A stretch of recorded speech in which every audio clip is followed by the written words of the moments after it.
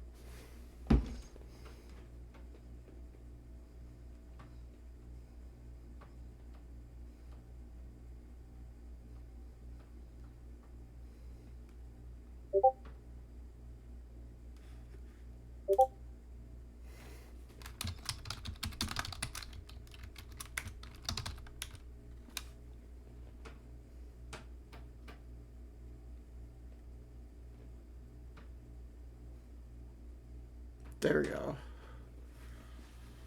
Okay. Now, will the game like to load today, or...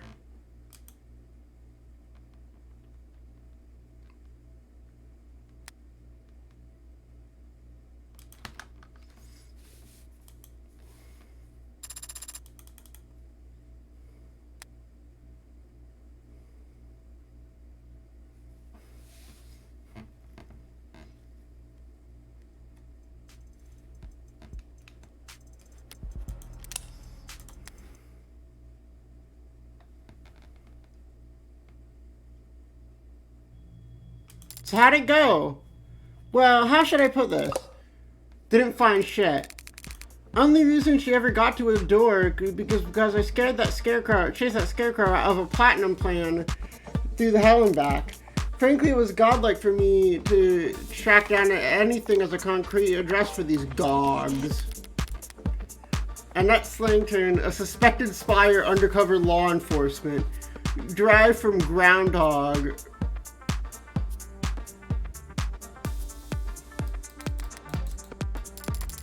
And that offices weren't listed on the building's websites or directory, so I'd ask the janitor. But did you find a psychiatrist's office? Sort of. They said they were at the place and they looked the part. Why? Because they had couches? They didn't get past the receptionist. Sorry, I thought because you're with the company. No, I wanted to help. I just wish I could have done more. Don't beat yourself up. It's hard to be half as useful as I am. For what it's worth, the atmosphere, the looks, and the furniture, it did feel like the company in there.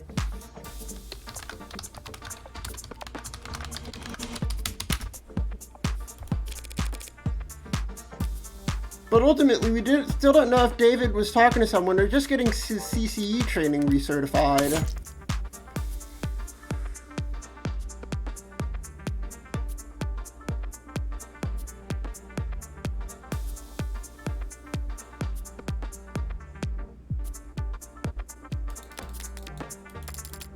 Sorry. Don't bother apologizing. She only cares about results. You did more than enough, both of you. At the very least, they divided Nova's attention for a little while. I mean it. Good work, Fran, and thanks for the urgency. If you really mean that, you could always throw me a tip. 30%'s the going rate in my industry. How about I take 5% off your tab instead? Tab? I'm a minor. The state pays for my legal fees.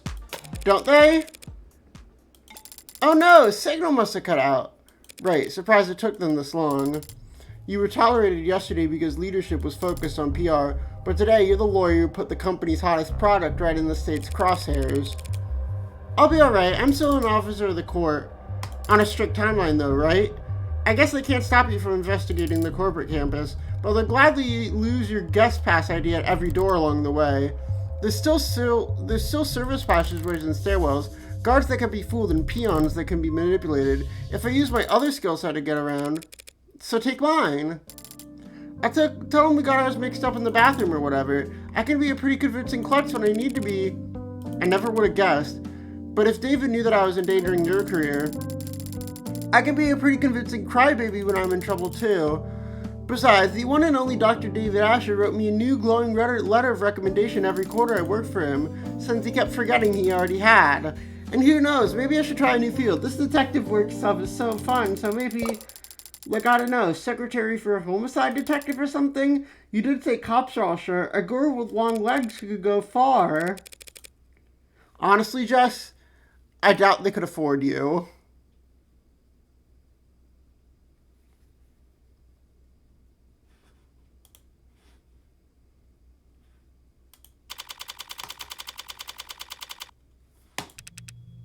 Morgan, how did you get so turned around? God only knows. Luckily I found my way here though. It's such a relief to see a familiar face. Right. Listen, Morgan, I'm not sure what I should actually be talking to you without legal present. I mean, leadership even told us how David died. How much help should I be? It's not that I don't trust you with anything. I just think with the Sarah issue, you should do whatever you have to protect yourself, Dawes. Though for what it's worth, I doubt you'll be in any trouble. If anything, it's the big names that are going down. Stain was practically licking its lips when I finally left the courthouse last night. They're hungry for blood and looking to carve out a huge slice of Noble's flesh. What, like files and fines and jail time? In the first 2 weeks, sure. Then sanctions. They can't sanction Noble War. Too big to fail? Too valuable to lose? You're exactly right. That's what they'll say. And that's how they justify nationalizing the company. I think I'm going to be sick. I just hope your board goes quietly instead of scapegoating, offering up smaller names on silver platters, full cooperation and government oversight on the surface, a slaughter beneath, as they clean house and rip out anyone who could testify. No one could believe you once you're labeled a disgruntled former employee, right? And if the public's lost faith in the Animate 16, they can't do a recall, not at this scale. The state will make them do a flat refund. Flat refund, the losses would be... So yeah, your board probably just wants Sarah to go away so they can focus on their fight with the state. A tough fight, but one they know they won't have anything to risk in. That's why I'm hoping I can win this trial. If I won, that means Sarah's not an AI, David Asher was always of sound mind, and there's nothing wrong with the Animate 16. Everyone wins. What am I saying? I only meant to stop by and thank you for your help yesterday. After all, you were the one who approved Sarah's registration. You win. Ask away. Well, if you insist. Why is this one locked? Humor me for a moment. What's the company's official statement on AI? Same as any rational company that wants to make money. We don't screw with it. Smart products are profitable. Products with their own priorities are anything but. That being said, AI is a concern for marketing, not product development. We spend a lot of money assuring our public that there's no risk, because the public doesn't really understand how ironclad the tenets are, because you use Tesseract. Trying to code an AI in tests is like trying to pick yourself up and throw yourself. Nonsensical is self-defeating. Your scanner showed that Sarah was running on tests yesterday. If the language is as safe as you say, isn't that proof enough? Proof of nothing. For an AI, lying to another system about the code you're running is child's play. And for an AI built by David Asher, something as simple as that would be... Better change the subject. Wait, so making AI takes more than time and resources? It isn't an issue of funding? No, you can't keep adding on more data. The tenets underlie everything. The higher you stack, the more easily you topple. You make it sound like building an AI is impossible, even for David Asher. Any chance you'll testify to that? It sounds impossible, but he's dead and it looks like his android that did it. So I guess he was just that good. Better than you'll ever know. Noble spent months promoting the A16 as the culmination of David Asher's work. So now that marketing line is suddenly a huge liability. Can you tell me about how much he actually contributed? I mean, he was involved in pretty much every step of the process, but his design for synthetic motor neurons, that was the big one. The components that allow your warm androids to move realistically. It pushed the timetable for warm androids ahead by a few years, and yet compared of what goes on in Sarah's brain 1,000 times a second, David was only giving his company the most meager of the fruits that his private work bore. So if Noble ever did find out how much he and his assistants has achieved, they would feel he had been holding out on them. And the company, they were appreciative of his contributions. I'm sure that the researchers that he overtook by leaps and bounds weren't pleased, but the board was very enthusiastic. So that would spur them to be protective of David, or would they fear that he was gaining too much influence, becoming irreplaceable? No, they need a strong motive to justify killing their Gordon Goof. Mere paranoia isn't enough. With these people, it has to be the bottom line, and the easiest way to threaten their bottom line would be by screwing with their androids.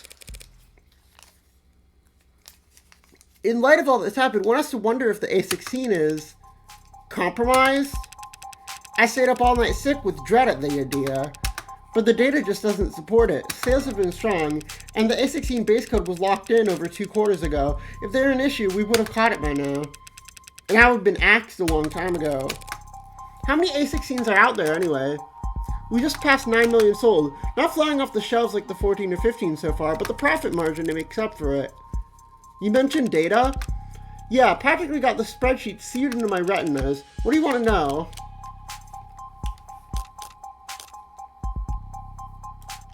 What do the error reports look like? Are customers reporting a lot of issues? Mostly hardware complaints, batteries running out too quick, eyes tracking off by a degree or two. As cliche as it sounds, 99% of these things get fixed once they turn auto updates back on. How and where are they being sold? What's the distribution pattern look like? The places where there are more people, like the Android coastal cities like ours, there are more Androids. Coastal cities like ours have the most of both. And since the A16 in particular is marketed as being relatively luxury, relatively consumer, they don't sell well outside of population centers. They can do the rural hard labor jobs, but cold models can do the same work, a lot less maintenance. So where's the A16 preferred? Adult industries. Oh. Sorry, I didn't mean to be blunt, no, it makes sense. They're warm and soft to the touch, and obedient. Damn. I'm just surprised to hear from a company employee.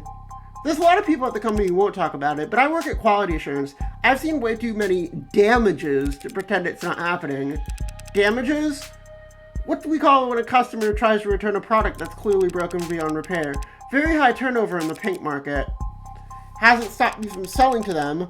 Well, we don't sell to them, not directly, but there are resellers, and the company's never going to never pretended to be interested in going after them.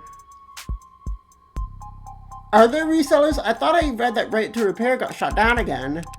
There's been a gray market for software androids for years, or decades, depending on your definition of androids. Based on the sales number I've seen, RTR getting canned was barely a blip on their radar. Sorry, I didn't mean to make you uncomfortable with this topic. Huh? Me? No, I don't care. I just realized my left socks went inside out. Damn, now I'm just wondering about that myself. He bought that? This floor is basically a showroom, but you have a real factory well south of the city limits, correct? Yeah, biggest company manufacturing complex in the hemisphere. Got any data of the shipping out of there? Anything stand out? Looks like there's prep work. There's some prep work for the holiday bump, looks like. Might sound early to get started now, but we usually see... The numbers are all normal, but the data has been edited. This section is just a count of how many were sent where. There's not a lot of room for errors, so there shouldn't be much need for corrections. It's no problem though. I can view the edit history and see what's been fixed. That's weird. Was something added? Deleted? No, the overall sum's the same. It's just a bunch of swaps. Like here, this code taken out, returned for adjustments. This code substituted in, shipments leaves on time. This shipment returned to assembly for revision, replaced by this shipment leaves on time. So does all that strike you at odd? Replacement before shipping isn't uncommon, but when it happens by the batch load. To spot individual unit perfections among shipment at that stage in the process, it must have been someone with a lot of experience or authority. Must have. You don't know who made these changes? I can tell you there was somebody important. Small last-minute changes to change which androids that got shipped out. Not very juicy on its own, and it's a long way away from explaining why someone would want to kill David. But if it was hidden, and that means someone didn't want it found. Okay, thanks for sharing that data. Sure, did you find what you were looking for? Hell if I know. Fair enough. I know you're convinced tenants are safe, so how do you square that with what happened to David? There's a cat next to a dog. First answer that comes to mind, is the dog to the left or to the right? Right. The dog is on the right, the cat is on the left. You might expect half of people to say left, half of people to say right, but actually the answer is mostly entirely dependent, whether it's read right to left or left to right. The language they speak, the language affects how they think, and it's the same for machines. People can learn new languages, and it can change our perspective, but machines can't learn a new source code. Every update's a reincarnation. If that android did kill David, it wasn't because a 0 returned as a 1 somewhere, it's because there's something fundamentally wrong with it. And personally, I think it's cruel to bring something that flawed into the world. Yeah, unnecessarily cruel. Any other questions before I find a hole to hide my head in? I'd like you to take a look at this. Chemistry is a little outside my purview. What is this? A compound found in David Asher's blood. The poison, what is it? It didn't match anything in any database the medical examiner had access to. Here's a crazy idea to follow it up. See if it's a match for anything in Noble's and Turtle databanks. We don't make poison here. I'm not sure what that would accomplish. No, but this is a factory floor. You could be making baby blankets out there. You'd still have hazardous materials around. You'd think it was something industrial? suppose it could be. Looks like it's carbon-based. Narrows it down a lot. It's not exactly... It doesn't make sense, but it's a match for patent NOD that. A synthetically produced neurotransmitter analog for usage in organic android components. Cyanotonin.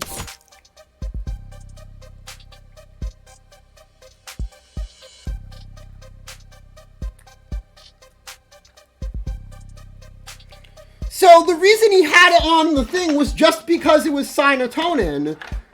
The reason why he had it on his dripper, the drippy thing, was just because it's cyanotonin, and that helps him build androids. That's going to be our play. That explains a lot. A neurotransmitter would interact directly with the nervous system, in David's case, depressing it enough to put his life in danger. It also explains why it was a preset in his personal manufacture. Sarah's nervous system, worth 10 times the weight in platinum, must be pumped full of it. So they think that was what killed him? Helen Young led the development of cyanotonin, did she? I should go ask her about its composition then. Normally someone at her level wouldn't be able to answer specific questions about a compound formulated years ago, but she does have a reputation for being very detail-oriented. This shows she's the type of person to micromanage how much water people drink at a 15-minute stand-up. I heard a rumor she once said bathroom breaks are timesheet theft. Aren't they? I'm kidding, but you should be careful about criticizing a superior where people could be listening. Good thing we've got privacy in your office. No one but the two of us listening in. There's someone listening in. When the state storms the building and starts zip-tying people, I'll let them know you were helpful. Ha, yeah, nice joke. You are joking, right? There's one more thing I wanted to ask you. How long have you been a corporate spy? What?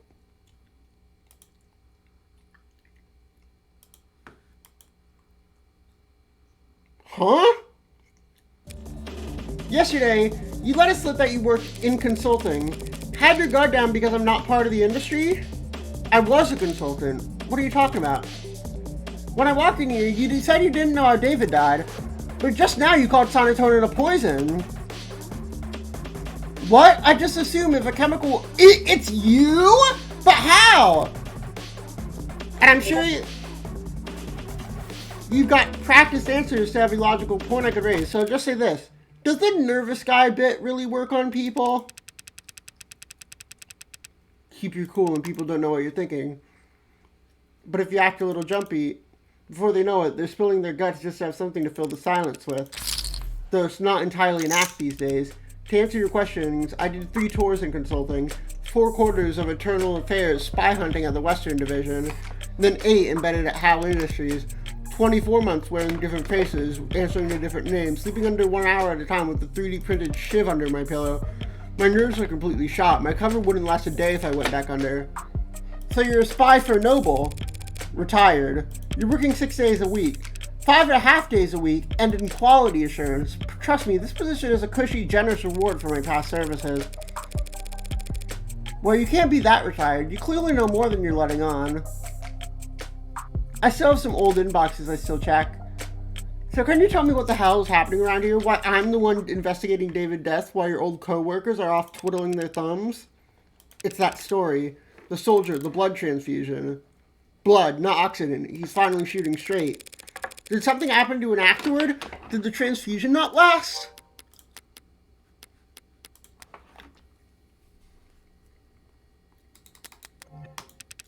No, there's nothing wrong with the blood. It's the story itself. There was a soldier and he did get injured, but it was on a base during a training exercise. There's a medical tent just 10 minutes away. The transfusion was just a fortuitous live test. His life was never in any danger. So that entire story was fake. Not even a good photo op, which our competitors understood. One of them, maybe a few of them, got a hold of the story, started puffing up, astroturfing, painting over socials and virals. By the next morning, we had the military thinking we're leaking like a sieve. Meanwhile, the media is bombarding us with requests for videos and interviews and data. And the state's praising our tech with one side of their mouth while threatening to mist us with the other for getting so greedy. Everyone in Noble CCE have been slammed ever since, trying to find an off-ramp for the story that we can walk back the claims on without torpedoing our state contracts. I don't know what happened to Asher, whether it was AI gone rogue or a company infighting gone too far, but I can tell you it wasn't done by consultants. That all you wanted to know? You worked in CCE. Was David actually seeing a psychiatrist, or was it all cloak and dagger bullshit? I know that office. Know some old core workers who see them. So at the front, they do both. So he was probably getting training, and he was probably talking to someone. Sorry, not the answer you were hoping for. I wasn't hoping for any answer. The answer I was expected was... that's all. Unless you got any advice. You're saying you want a consultation? Couldn't hurt, right? This company, all these companies hate to lose, so don't fight them. Make them think you're fighting for them. Well, that's just business as usual for me.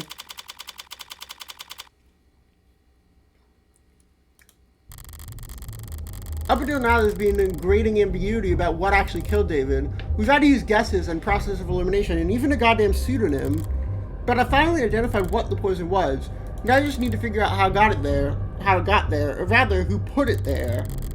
Which brings me back to here, an elevator shaft somewhere under or above ground with kilometers of concrete facelessness and bureaucratic authority surrounding me on all sides. An enemy in every cubicle and every office of every floor of this temple, built to interpret the inscrutable divinations of a temporal oracle named Sale Price.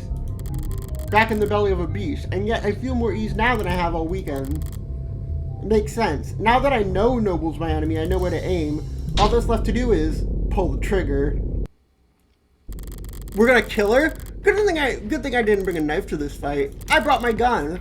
And that sound just now tells me that it's playing its role perfectly. I've never had a real use for a firearm with this much bloatware, but just by carrying it out and paying attention to when the hard safety flips on, I always get the heads up when police have entered the vicinity. Chuckles? Hey, Detective Reyes, it's Morgan. How do I get your contact info when you cleared me for the crime scenes yesterday? Delete contact. Block this contact. Stop voice to text. How to stop voice to text. Report this contact voice to text disabled. Advise you that Noble's scared shitless of you stomping in and nationalizing the place. They might be a little uncooperative when it comes to fetching documents. Block this contact. What makes you think we are at Noble? My bad then. Forget I said anything. And whatever you do, don't start your investigation with their stock buyback program. Trying reverse psychology only works if I care what you think. Stop voice to text. About time. Morgan, Counselor, your presence has been requested on the upper floors. Might you have a moment to speak in private? Always, but who's asking? The board. What are the chances? I wanted to speak with them, too.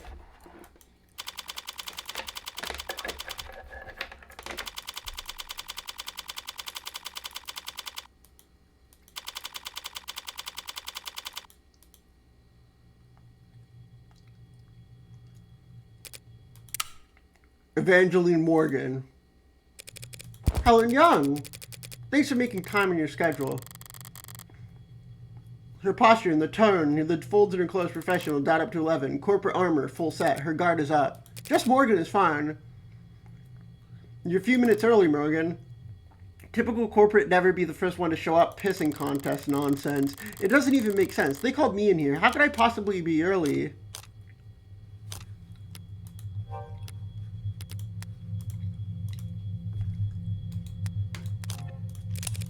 Oh, that's embarrassing. I didn't mean to catch you all off guard. I'll wait outside in that case to collect yourselves. I'm just surprised Noble Electronics could screw something up as simple as a meeting start time. But I'm not well versed in the art of staring at emails. You've made your point, Counselor. Don't push your luck. Not with these people. Might I dare to ask who these people are? You don't have time to remember their names, and it won't do you much good either. Right, so they're not just rich, they're anonymous rich. The MOD Act guarantees a minimal level of security and peace of mind for any citizen who might be targeted due to their financial status.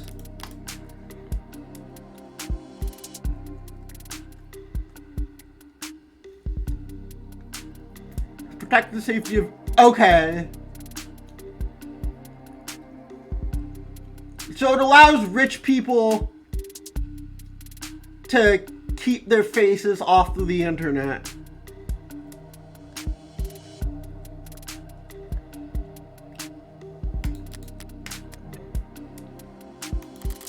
Spoken like a true believer, except mob act is what normal people call it. Touting the party line but allowing yourself one instant of rebellion, or just a slip of the tongue. I would never fault anyone for wanting their privacy, especially not job creators, but it must get pretty inconvenient not having a name to call them. Not really. Conversations with them are always one-sided. Sounds like a great environment to do business in. Look at the building you're standing in. We managed to eke out a meager profit somehow, so if it works... Didn't it take you for the might makes right type? And I didn't take you for a clueless bore incapable of reading the room. Sorry, did I say something off color? I was only being casual since it's the two of us in here. Maybe we should take advantage of this rare bit of privacy. Clear the air. You're here to ask about Sarah, yes? As I said, I had no idea that Dr. Asher had been building an android on his private property. I can say here now that no one at Tenet Noble Electronics ever suspected that he was working to undermine the Tenet framework. She's trying to sound candid in her tone, but she's choosing her words with a surgeon's scalpel. Was she coached? Is that the truth, or is that your statement as VP of Android Futures? It's both, of course. Dr. Asher was always more than happy to hold himself up and work independently. We both know that. True, he could be pretty reclusive. I'm sure it caused you all kind of headaches, him disappearing on you like that. It must have been especially difficult when he came back with breakthroughs that propelled Noble to the top of the industry. You should take a seat. That's everyone. Shall we begin? Is there a problem with the sound? Anyone get muted by accident? No. Okay, thanks for having me. I don't want to take too much of your time. I'm actually a bit flustered having you all showed up here. I didn't expect to talk to anyone higher up than a service associate. You're investigating the death of Dr. David Asher. Why wouldn't we take that seriously? Because you want me to go away. At least half of you do. The others aren't sure yet. You must be confused. The board is always united in its decisions and its visions for the director of the company. A board of directors is just 13 roulette-rolling psychopaths who get together and vote on whether or not they execute their CEO every 6 months. None of them would be where they are if they were anything else. But I happen to know how that kind of person thinks. The way I see it, there are two possible outcomes. Option 1, you oppose me, shut me out completely, stonewall me, stall me, and wait for me to walk into trial so unprepared and ill-informed that I inevitably lose. Obviously, I don't like this option, but you can't be big fans of it either. If I lose, the world will learn that David Asher was killed by an android he programmed. Then every customer you've ever had, and any lawyer they've ever seen on their TV, and every firebrand, every strapping young 60-year-old junior senator looking to make a name for themselves, will use your company balance sheet as their personal chew toy. The company is more than capable of. After which, the state will still might gobble you up whole, and throw down enough sanctions to de-person whoever among you cries no fair. The company and its allies at the Capitol can more than fend for itself. Yes, probably, but not definitely, which makes it a gamble. Still my turn to talk? Then on to option 2. You cooperate with me. I use what you give me, or forge for me, to win at the trial, proving that David wasn't killed by an android.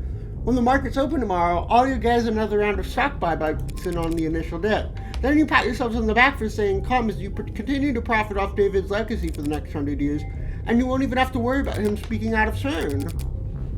That's only if you win. If the company cooperates with you, denies that David was killed by, and the state's beats you anyway, it would be catastrophic. Yeah, it's a gamble. But if at least some of your board wasn't considering taking it, I wouldn't be here. We're all busy people, and I'd hate to drive a wedge between such a close-knit group of friends, so how about this? Option 3, hedge your bets. Put a little on black, put a little on red, spread the love and lower your risk profile. Don't make any statements about the trial. Tell the media the state's got your windpipe in a vice. Wait until just before the markets open Monday to set out your PR packages for rubber stamping, after you already know who's won. One way over, this trial will be over by the end of the day, and you'll never hear from me again, so don't shut me out completely for another few hours. And does anyone second that motion? Very well. We can answer some of your questions, Counselor. The poison that killed Dr. David Asher has been identified as cyanotonin. You're familiar? It's one of our many packaging materials, as I recall. You recalled it pretty easily yesterday. Gee, what's changed? Okay, so it was you. But intellectual property law can be very complex, Counselor. I'm not sure how much I or anyone at the company could tell you about cyanotonin at this time. Well, if you can't tell me about it, who could? You did lead its development, did you? Yes, I oversaw the project, which just makes it that much harder to speak freely without compromising the confidentiality of the teams that reported to me. I understand. That sounds like bullshit and I don't believe it. But I'm not asking for trade secrets here. It's a perfect match for the only foreign substance found in his blood. Cyanotonin is what killed him. The state will say the same. That's not possible. I'm sorry, but I can't say any more at this time. So much for cooperating. And if I were to ask you as an officer of the court, then I would ask for you to be patient and wait till this afternoon. ADA Rockford has already called me to testify. Already? Damn it, I got cocky because of the cops' late arrival. Emma must have gone straight for the throat first thing this morning and left the investigating for later. Hell, knowing her, she probably managed to ID the cyanotonin before she went to bed last night. As I said, I'm sorry, but I have to take more than just my personal feelings into consideration here. There's a great deal at stake. Corporate speak for you're too stupid to understand why I'm being dense. She's just trying to shield the company, plain and simple. LARPing as Helen Jung d'Arc on a crusade against government overwatch. But if she's that busy defending Noble, she just might leave herself unguarded. Why is she here anyway? Why am I speaking to her and not her lawyers? That's right, this is a vulnerable position for her. She wouldn't put herself in check like this, not unless she was forced to.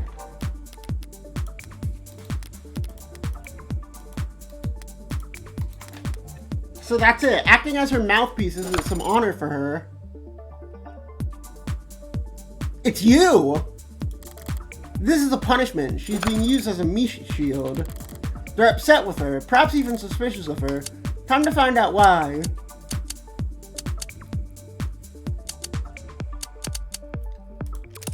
Has David's will been located?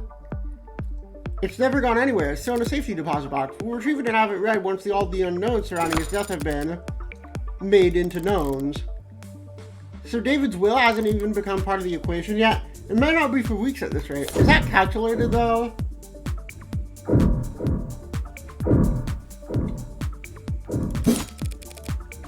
Aren't you dragging your feet? Afraid something in there that you'd rather not have to see the light of day? We're not jealous in-laws who've been bribing the county sheriff. Damn it.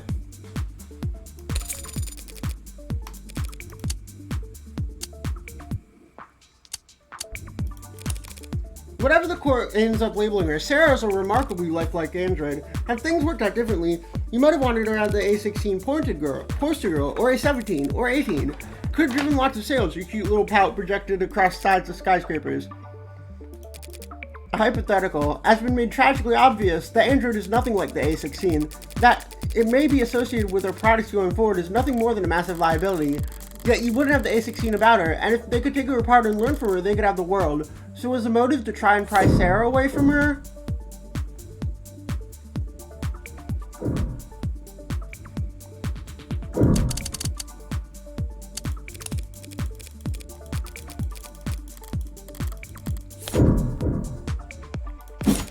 Sarah's worth a lot of money, in part because her creator isn't around to replicate her. We were hoping to take her out and take her by force and force engineer her once David was out of the way. Don't be absurd. That machine is nothing but lawsuits and congressional hearings and PR nightmares waiting to happen. Damn it!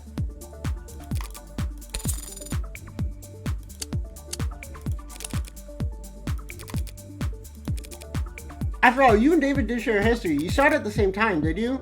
Yes, we were colleagues and cordial with one another.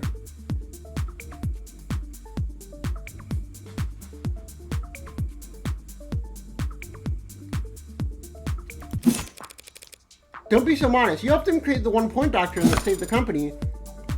That's a gross exaggeration. Noble is far too large an organization to be affected by the contributions of any single individual. Suppose you're right. No one person could overturn the fortunes overnight, except David Asher, of course. But he was a once-in-a-generation talent.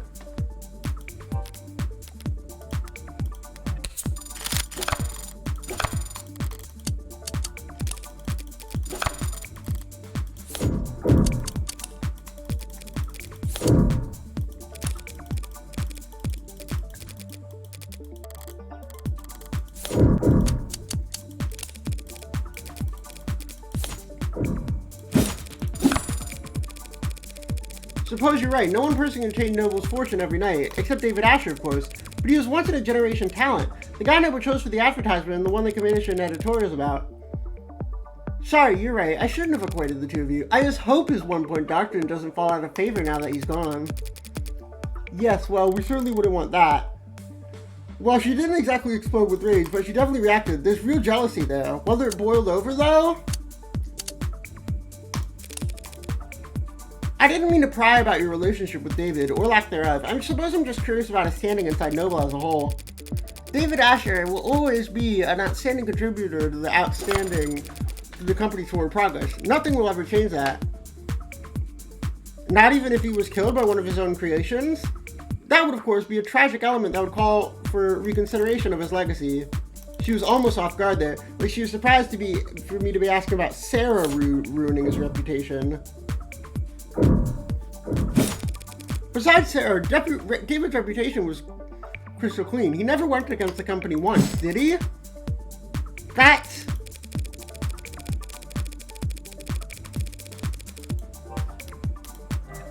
Unless I'm mistaken, he and Noble are on bad terms. In that case, I might be under the impression that at least some part of the leadership were actually glad to see him taken off the chessboard. That is not something buzzing in your ear. Fine, I suppose it makes no difference if you hear it now, at the trial, or on your feed tomorrow. Dr. David Asher was being sued by the company for a breach of contract. Satisfied? Now we're talking. Well then, I suppose that's blackjack.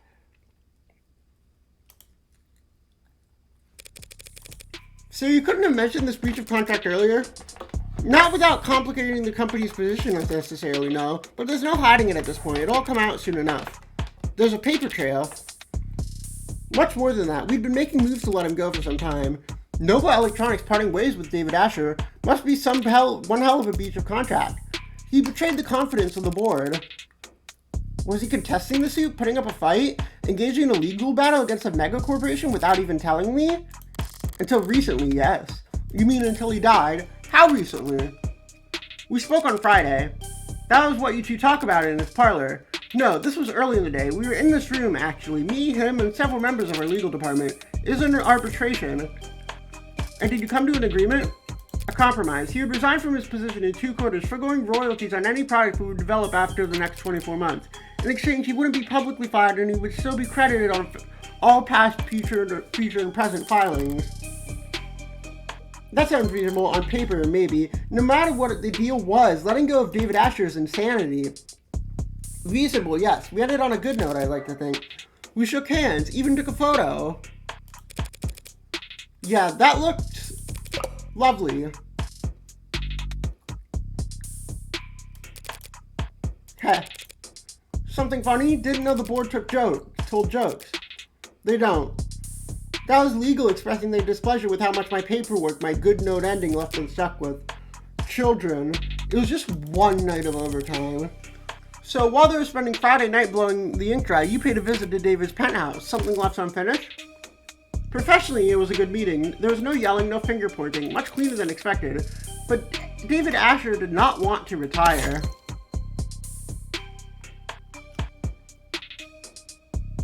They controlled the refreshment.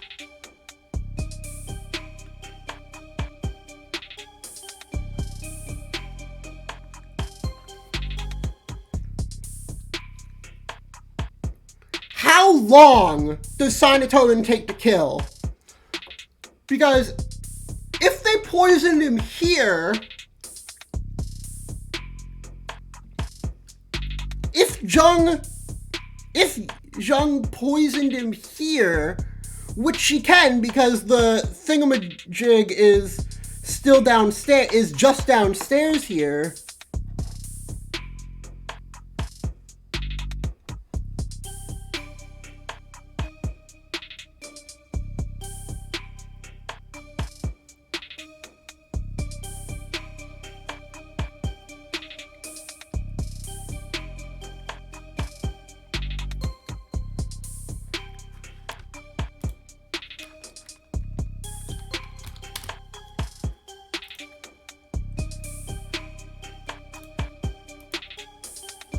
Then it depends on how long it takes for serotonin to kill.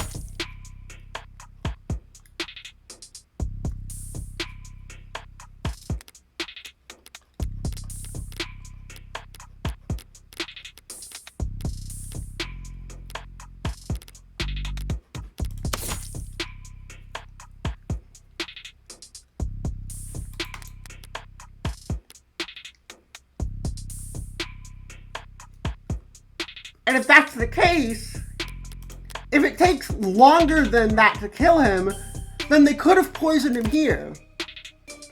It's very interesting that they noted out the refreshments in specific. He didn't want him to force out the company when he was the one when he had contributed so much. I didn't enjoy doing that to him, so I came over that night to apologize to him. We talked, reminisced. When he brought up the drinks, I thought we'd be toasting to a new day. A few minutes later, he'd be dead because of that AI. That AI. Any idea how it came to be? As I said, I had no idea what was working on it. My question was more broad than that. If you really believe that David built an AI, how do you think he did it? How does Noble Electronics think he managed to work around the tenants? It's quite beyond my area of expertise, and no one at the company would call themselves an expert in the legal technology. But some in the R&D department have theorized that he created what they call the wax-wane decaying priority loop, which is unstable, resource-insensitive, theoretical method for pseudo-randomizing the weight among preset tenants. Well, about as far off target as it gets with that guess. But that kind of intellect brute force nonsense seems a far cry from the kind of thing David would create. And I seem to have taken us over our allotted time, Scott. But I didn't get to wave goodbye. You serious about this trial? Don't I look it? You're not just making a play. You're actually going to defend that thing. I'm just defending myself, Mr. Young. Oh yes, of course you are. My mistake. I hope you'd be rooting for me, to tell you the truth. I may yet save everyone's stock options. The stock options will be alright either way. They always are. That gamble I offered your board, which outcome would you bet on? Finally, an easy question. What I would bet on is whatever the outcome, the company will eat it up and shit it out with very little difficulty. You painted an ugly picture back there, but I've already seen the future, and it's just another marketing gimmick. The great Dr. Gasher, too smart, too bold, too far ahead of his time. What spark of genius remains buried in the inspired Animate 19? You were exactly right. He is more valuable to Noble as a dead man. Dead men can step out of the line, or put their foot in their mouth, or hold politically inconvenient. To a good salesperson, a dead man is just another selling point. Pardon my outburst. I'm just tired. It's been a long week for me. I'll let you prepare yourself for your afternoon then, Dr. Young. No one calls me doctor. I asked them not to. You didn't want the title? At times I thought very little of it. The PhD I earned from a Noble-owned school. Biochemistry. It couldn't have been a large start at Noble before they started department at Noble before they started work on warm androids in earnest. They probably didn't have many expectations for the program back when she was a part of it. But I was proud of it when I first got it. It never seemed to catch on. People didn't use it, so eventually I told people not to use it. A very high IQ social power play, you understand. David never insisted that people use it either. That's very different, and I think you know it. David Asher didn't have to.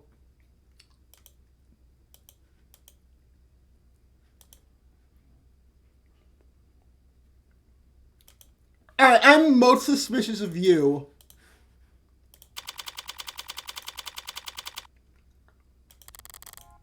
I'm going into this my trial, with a lot less ammunition than I'd like.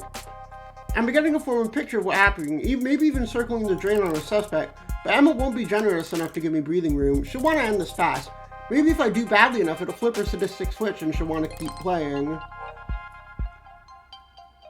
So, you got charged with owning an AI. First time you do something exciting in your whole life, and I gotta find out through the fucking grapevine? My life is plenty exciting.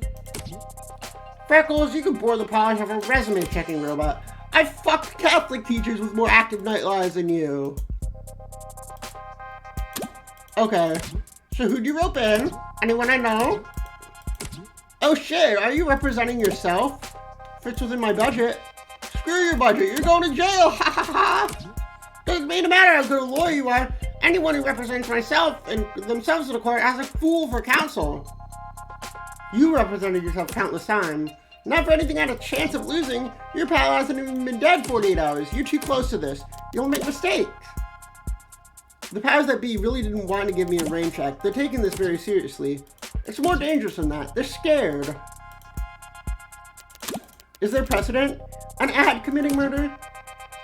How'd you pass law school without learning how to look this stuff up? I know what the net says. I'm asking you. The answer to that is not helpful to you at the moment. So what words of advice do you have? Get yourself a new lawyer. Gonna close this chat now. Don't lose, Freckles. You don't need to tell me that. What are you reading, Adonai? I was reading David's employment contract with Noble Electronics before I got waylaid by spam texts. The one we found inside the panic room, it looks quite extensive. Should I skim it for you? Depends. Did you pass the bar exam since we last spoke? You comfortable? Ever seen a big old movie with the gorilla in the skyscraper? They bring it into the city and I understand the analogy, Adonai. I wish I could call it overkill, but considering the specs Sarah put up yesterday, maybe those bindings aren't heavy enough. Come to think of it, those numbers must have been faked along with what the rest of the machine read. It was all a smokescreen David added to help her lay low. Then her actual strength is more like... If your joists weren't up locked tighter than a vice, do you think you could escape this place? I hope that question is not indicative of your strategy. This is trying to distract you, Sarah. Enjoy the hypothetical. I estimate that the building's automated security would put 9 holes in me before I reach that door. I would not be able to function after the 7th. Well, if you haven't been planning some great escape, I would not do that. That would be illegal, and you would still be on trial. I remember. So what have you been doing all day? I am attempting to recover memories from Friday. It's not dissimilar to the process of recovering data erased from any other computer, despite the difference in scale. I won't be able to remember everything, but if successful, I could recall individual pieces of information that could prove useful. That's a lot of coulds. And even if you're successful, you might not like what you find. Whatever happened that day, either you or David wanted you to forget it. Yes, but even so, I have to remember, because that's the last day Father and I can call a slightly musty scent. Wow, case closed. Have you formulated a plan for the trial's proceedings? Something like that. Jung insists that San Antonio isn't what killed David. I don't buy it. There's no other explanation for how he died. So she's lying? And if she repeats that lie on the stand, I'll need to expose it. Somehow. Would she really commit perjury to protect Noble? To protect one of Noble's Paxons? She doesn't strike me as quite the corporate zealot she makes herself out to be. But you believe she had something to do with Father's death. What do you think? I don't know. I don't know why anyone would kill Father. Considering the possible consequences of what he confessed to in his journal, I can think of... But then again, I don't understand why anyone would kill anyone. Do you?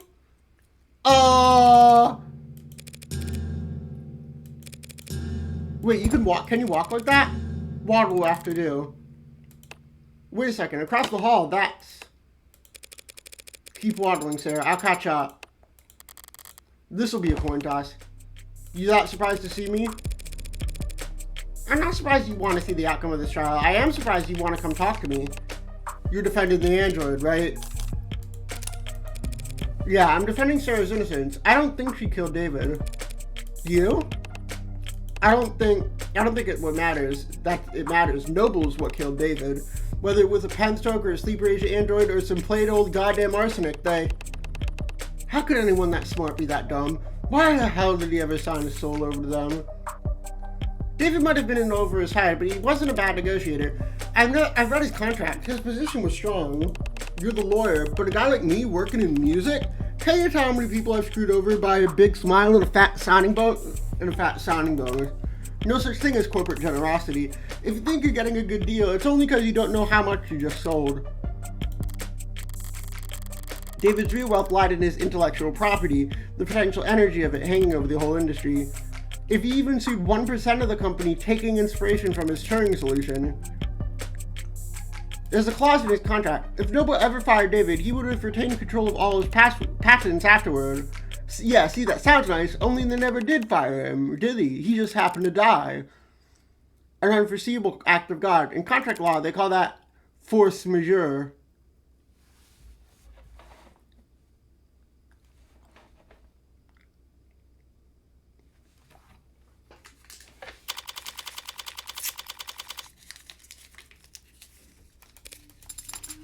I said, did you find anything interesting in the contract, Adonai? A few things, yeah. Basically, David was well taken care of so long as they kept him around, and they retained control of his patents even after being let go. But what Porter said, if David were to pass while still employed, Noble would continue to control the bulk of his IP, so if they knew David was going to leave in a year, it would be very foolish of them to let Father go. Well, they wouldn't do it for no reason. With this contract, he would only be fired for serious offenses: corporate malfeasance, revealing trade secrets, fraud. Father was not a fraud. He was, as they say, the greatest of all time. Fraud just means lying to the company about something, David. He was the GOAT, as they say. Okay, I guess.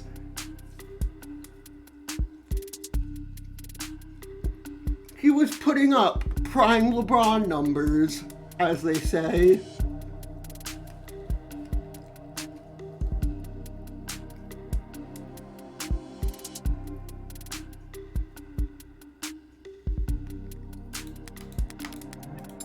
Oh.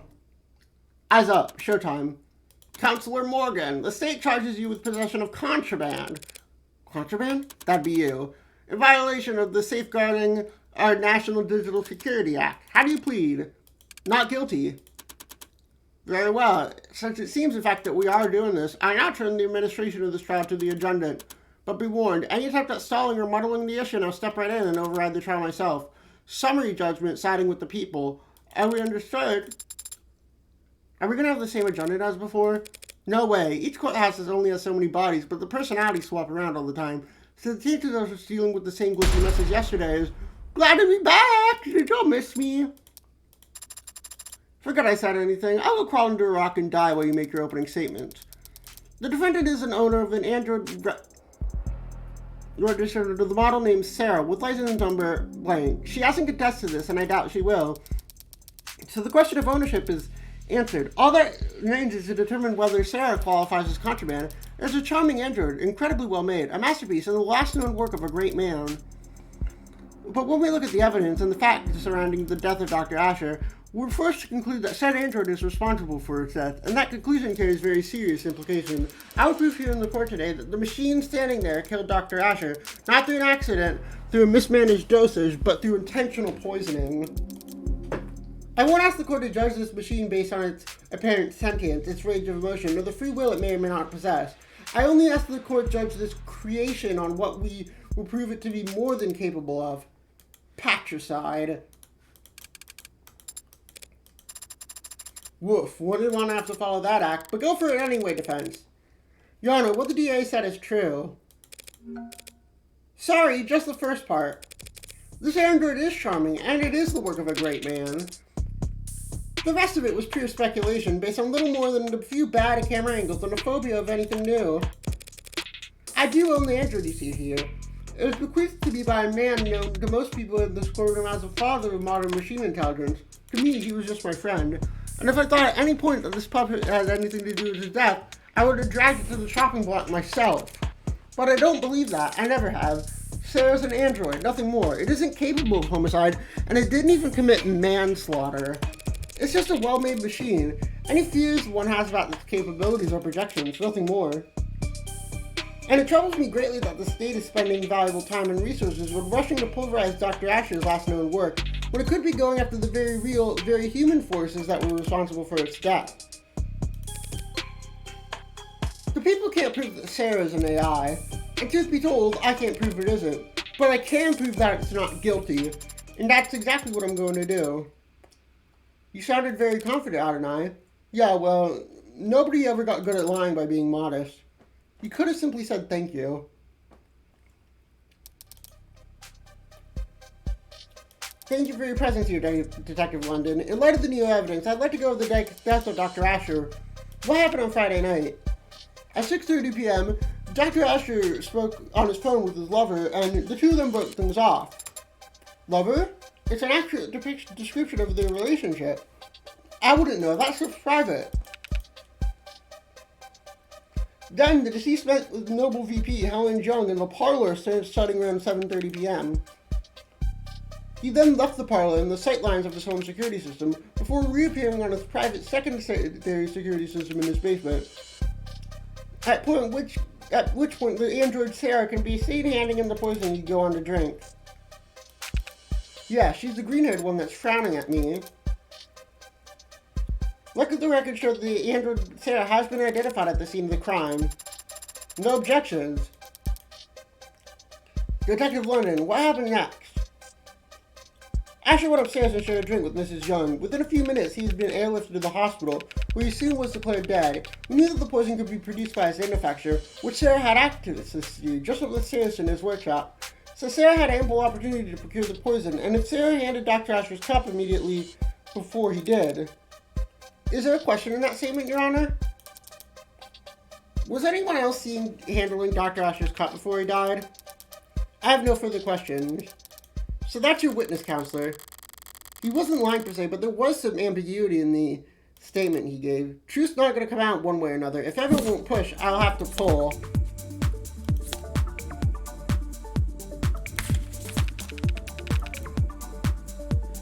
At 6:30 p.m., David Asher and Isaac Porter broke up over the phone.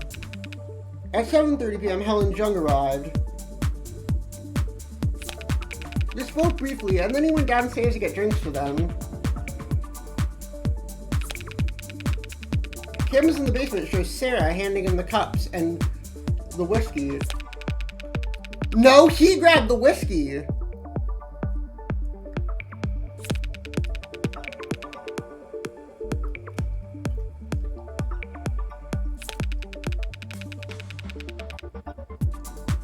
Drinking poison whiskey while his daughter was having a toast. Don't know if that's a good way or a bad way to go out. I heard a slight slip up in there. Could go nowhere, but at this stage, I need to pick up every loose thread I can.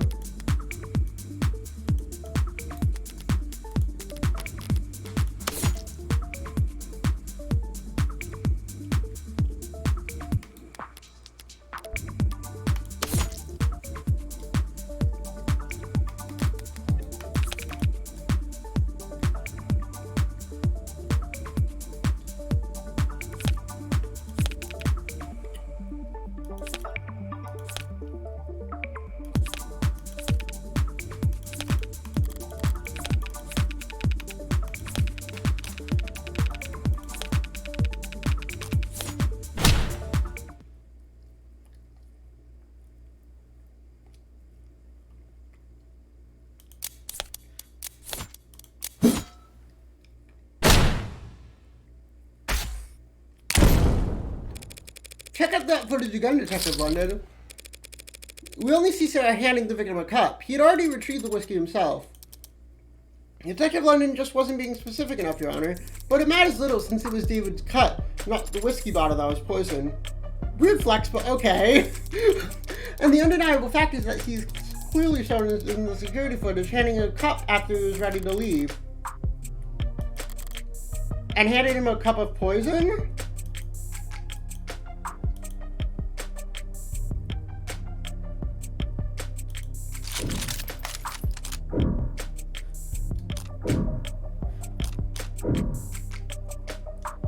That wouldn't make sense, because he handed her the cups with them tipped over. If the cup was already poisoned, don't you think David would have noticed? Well, not quite necessarily. The lethal dose could have been quite small. If it was just a droplet, he could have easily overlooked it. For Sarah, the crime was quite simple. There was too little to go to the plan for anything to go wrong. Is that all she had needed to do?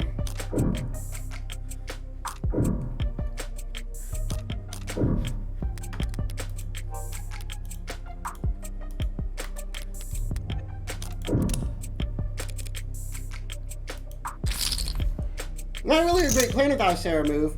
She gave him 2 cups. How could she have known which cup David would drink from? There's a few ways to go about it, but it's only a 50-50 shot, counselor. Stranger things have happened.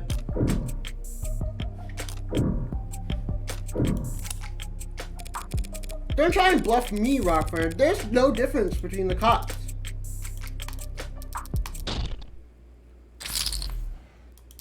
Well, how was I supposed to know that?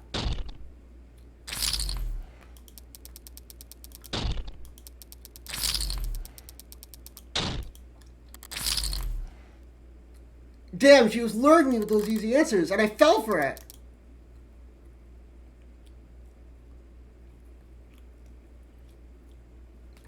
What the fuck? How was I supposed to know that? I was just about to get started. Even if I didn't have questions, I'd make some up to spite you at this point. What could I get London to say that would help my case?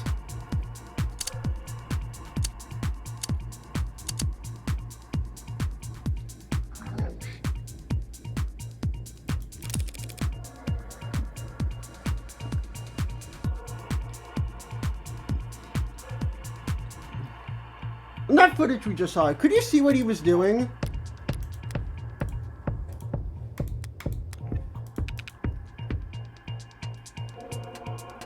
Not exactly, no. Her back was to the camera and her hands were obscured. Could you see her hands from any other clip of camera footage retrieved from the basement? Did you or anyone else participating in the investigation see anything, Sarah putting anything into the cup? No, the footage submitted to the record is the best available view.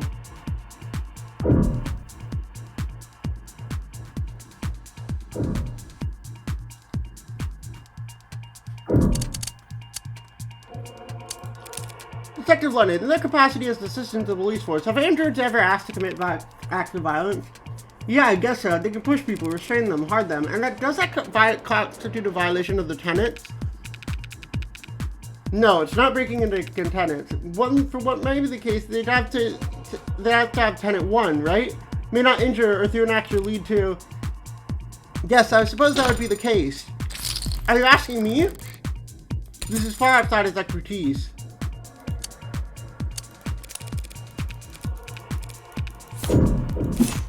What about the view from the android itself? Yeah, if we could see view... We're closing the game and reopening it. I'm not losing all my money off of asking stupid questions.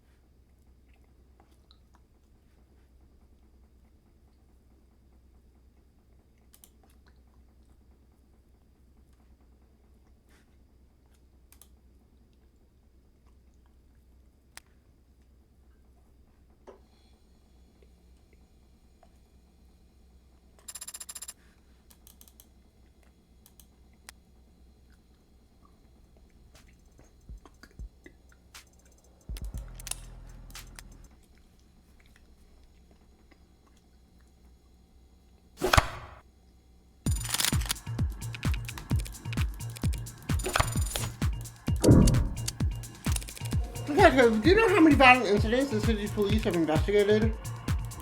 Not the exact number. Thousands, though. Yeah, around there. And of those thousands incidents of violence, do you know how many of them were found to be the fault of automated dependents? I believe there have been 6 in the last 5 years. Were all 6 of them incidents of police license ad involved brutality? Relevant, Your Honor. Withdrawn.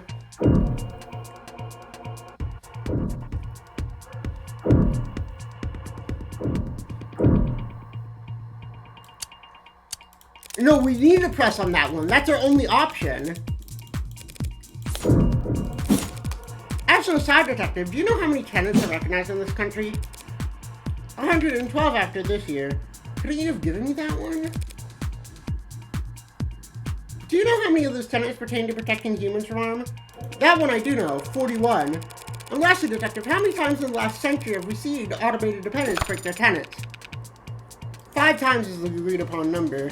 So if we were to tally all that up and try and make an evaluation as a police officer charged with protecting civilians, overall, how would you say that automated dependents in general are how dangerous? The witness is not an expert on automated dependents, Your Honor. He's more than qualified to say whether they have a history of violence, Your Honor. Oh, what the heck? Let him answer. I would have to say that they're not dangerous. Normally that would have brought me some doubt with the jury, but this isn't a traditional trial. At least that I can say I can shore up my own confidence. Alright, see, I think that's as close as I'm gonna get to blackjack.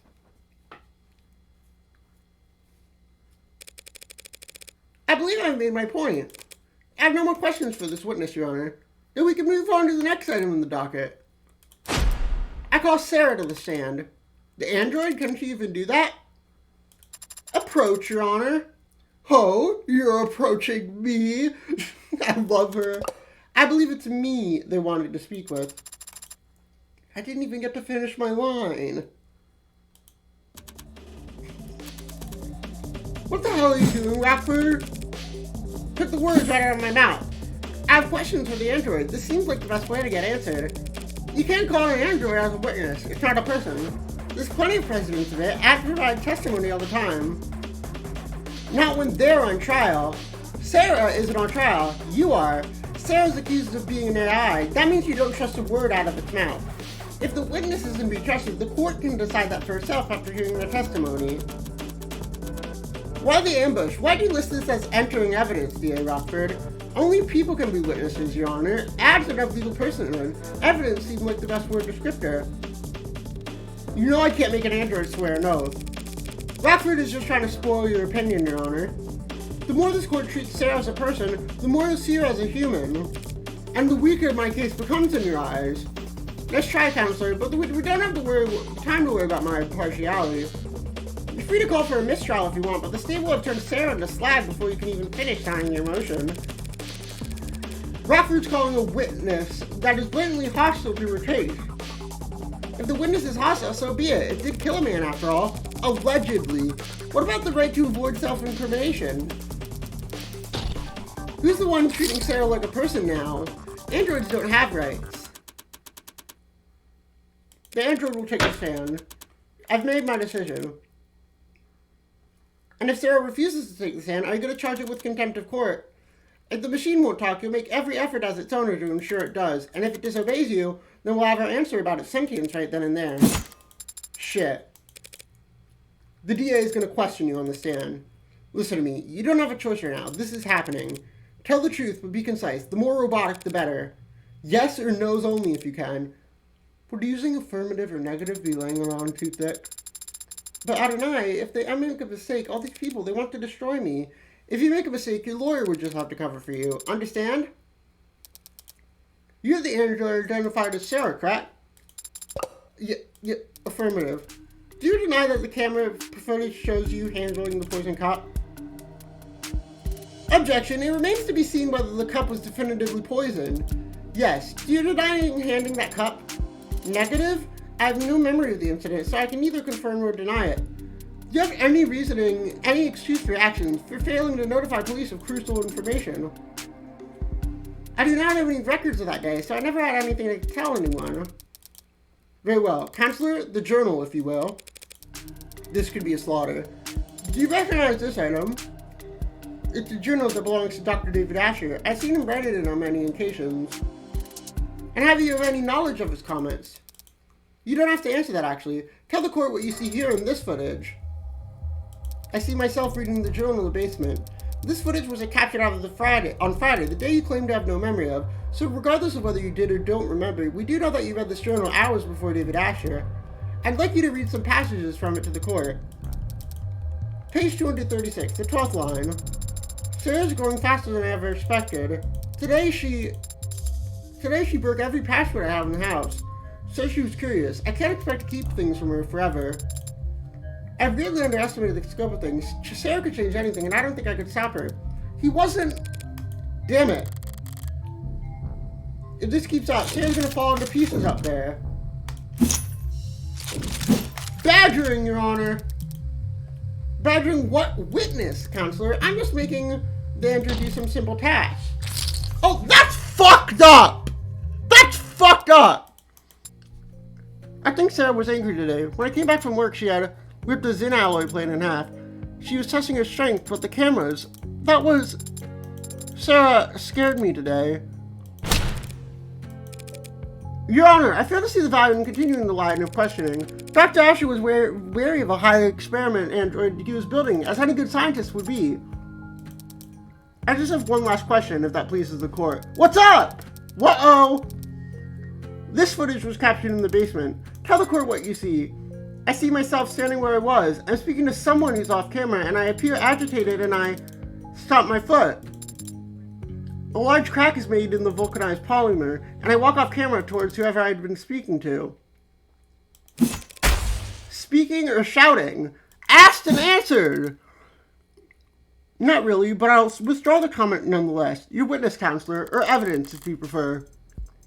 Damn, I knew she could cherry pick all the worst passages from the journal, but still, if Barrows hadn't been wavering before, should I try to have Sarah read the mushy parts? No, the waterworks would start only after a few lines. Emma went through all that trouble to show how emotionally developed Sarah is. Proving she loved David like a father would be playing right into her hand. Yes, Your Honor, just one moment. Emma went for emotion, and the impact was devastating, so all I can do is focus on the facts. So let's flip this around. Say Sarah absolutely didn't poison David.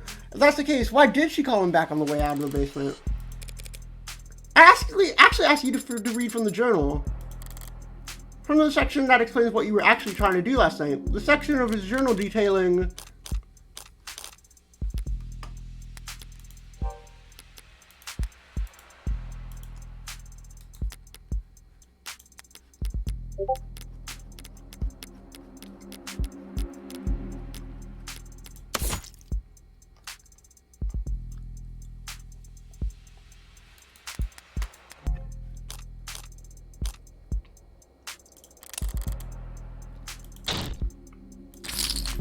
Fuck, dude!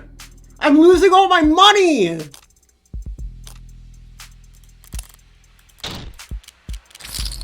I'm losing all my money!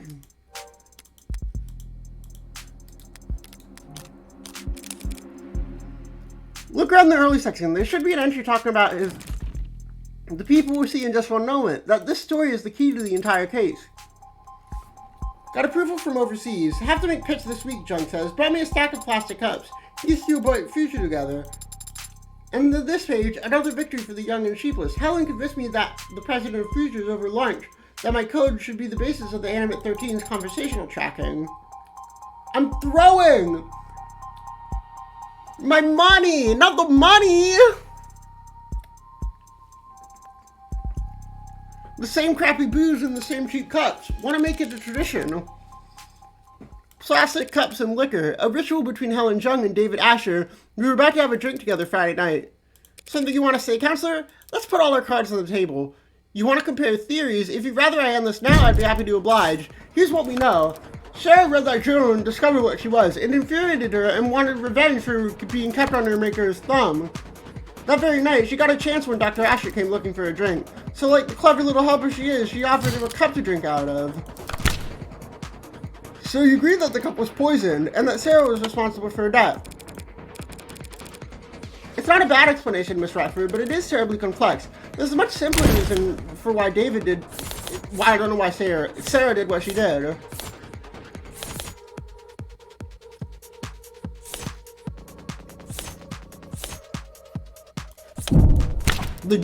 The story from the journal, you're saying Sarah wasn't planning anything, she was just being considerate. That's so sweet, but I don't follow it, like at all. That's actually quite simple. Sarah's not an AI. She only threw a tantrum that day because she found out she was being spied on. A realistic reaction for an android designed to be realistic. David set a memory to be cleared himself because he wanted to preserve the experiment he was running. Sarah didn't have to plan to poison him based using an obscure chemical acquired from the lab, and she didn't subtly manipulate David into drinking from only one of 2 cups. Because the android read the whole journal that day. Meaning she also read how David and Young used to celebrate, and so when she saw David leaving the basement without the nostalgic cups, she got back to them to hand it to him. Simple, right? Simple enough for me, but not nearly good enough for me.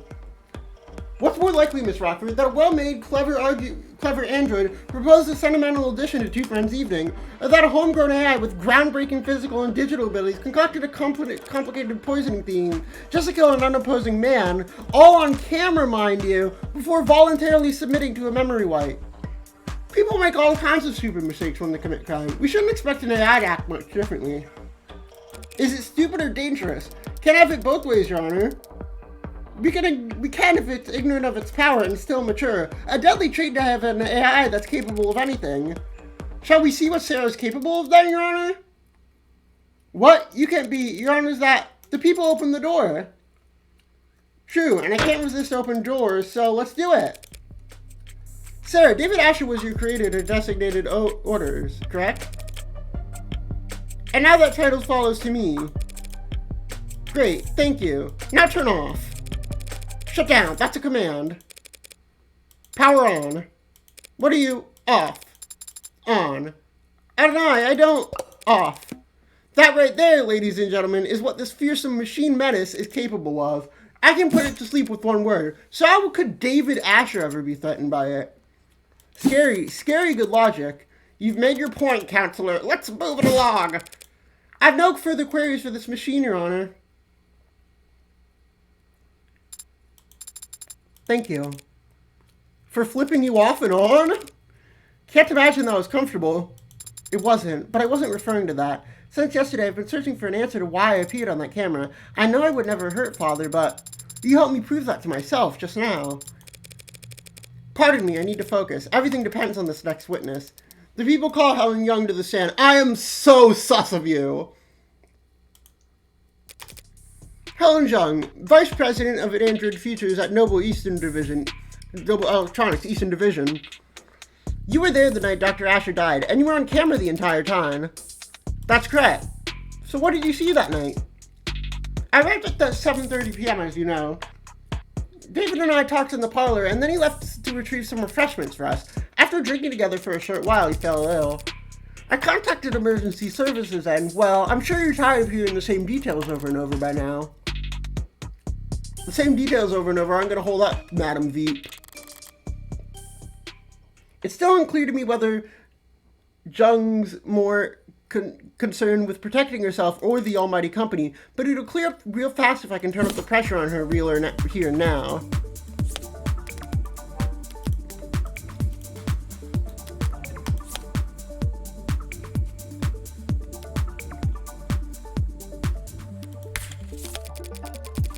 I came to David's at 7:30. We chatted for a short while about some low priority work, nothing heavy. No, you chatted about but do we have proof of that? Before long, he offered to fetch us some refreshments. When he came back, we shared a drink together. At that time, I didn't notice anything strange. We were just reminiscing. I didn't think his life was in danger. But then he became ill.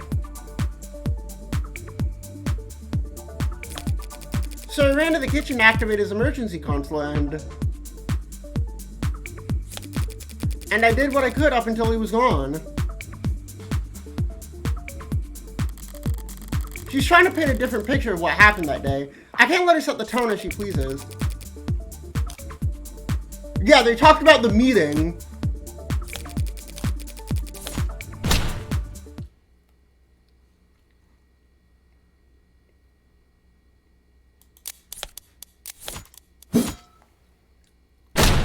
Wanna bet? Yeah, that's what I'm doing. Call is object.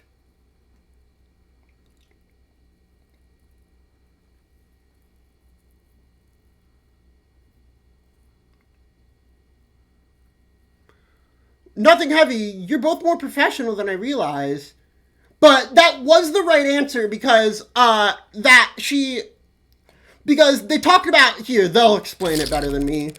Since only hours earlier you had run a meeting in which his employment was terminated. His employment wasn't terminated at the arbitration you're referring to. His resignation was merely agreed upon. And yes, and we can imagine how grateful he felt about that whole process. David didn't hold grudges. Our conversation wasn't about that. The fact that you had him fired that afternoon didn't come up. Asked and answered. Who initiated the meeting at his penthouse? No, it's not press. No. I arrived unannounced. So you weren't invited. Very cordial indeed. If you didn't want to see me, you could have stopped at the elevators. It's totally you! Could he have? Noble ordered that whole building down to the wiring. Consul is badgering the witness, Your Honor. Huh, right, should we execute her for that then? No, if I just continue my questioning, we could finally start addressing the elephant in the room. Where? Ah, I see, that was merely a joke. Hilarious. Noble Electronics owns a patent that produces the synthetic biochemical known as serotonin, correct? That's correct. It's used in our warm models to facilitate integration and communication between organic and synthetic components. It's an artificial neurotransmitter. Yes, synthetic analog serotonin was the original name. Did you bring the sample I requested to the courtroom today? I did. It's produced on-site at our assembly lines as caramel-tinted solution, including water and a few non-reactive organic products. Working on it, it's odorless and tasteless. A solution of water and organic byproducts, you said. If that solution was ingested, most of it would look right at home in the human body. Or the serotonin would stand out, wouldn't you say? It's not a naturally occurring compound, so yes. And it's a perfect match for the substance previously named Delta.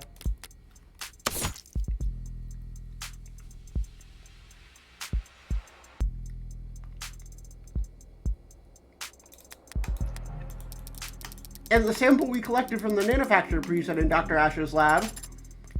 That's a bingo. The witness's brown stuff matches your brown stuff down to a T. In light of this evidence and the witness's testimony, I motion that the court formally recognizes that the Dr. Asher's cause of death was serotonin poisoning. I cannot object, Your Honor, but I'm afraid I must. Excuse me?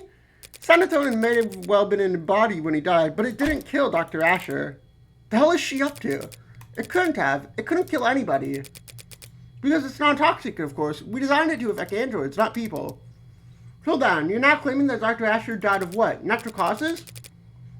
I can't say what he died of. I'm not a medical expert, but I can easily prove that serotonin is harmless. Like so. Huh, didn't see that one coming. What?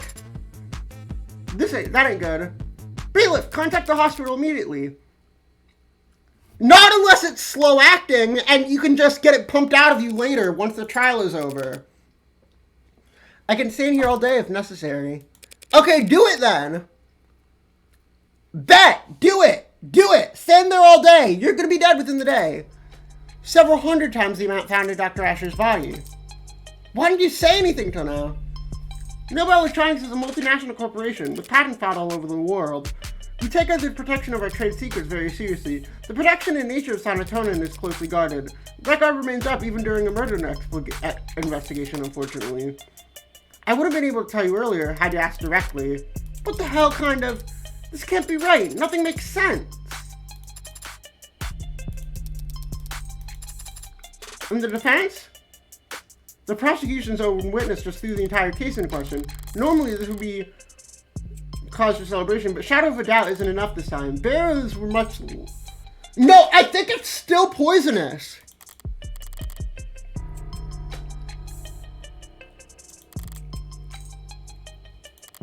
No, that's bullshit. It's a slow-acting poison, and you poisoned it at the thing. So was it fake? No, it was confirmed by the court computer to be the genuine article. So she drank poison, but she isn't showing any symptoms. Is it slow-acting? If so, her grand gesture would be pointless. She'll be kept for observation regardless of what happened next. Did you take some kind of antidote beforehand? No, antidotes are developed for poisons. David's dead. She's alive. What made the difference? Wake up! No sleeping on the job, unless you're me. Of course, Your Honor. Allow me one moment to explain things to the client. You now just confirmed that serotonin was the foreign compound in his body. Is it his blood type? Does it only affect people with, does it only poison people with O negative blood? So what's the key difference between what David drank that night and what she drank in front of us just now?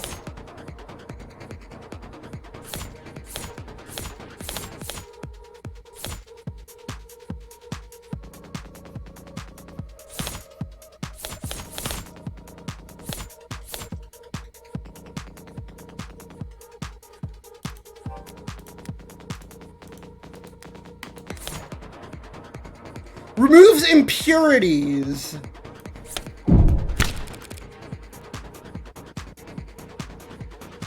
The witness wants to tamper with the sample using Noble's machinery. Fuck, okay. Damn it, never mind.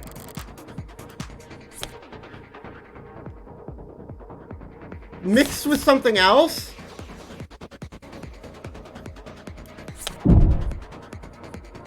The whiskey. The difference has been staring us in the face the whole time.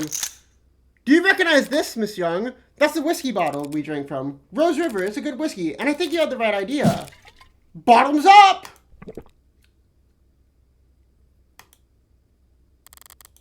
Smooth. Adonai! Dear God, Counselor! Relax, it's just whiskey. Tested a dozen times over. Perfectly safe. So would you like to try some, Miss Young? Don't be absurd. I'm not going to drink on the witness stand.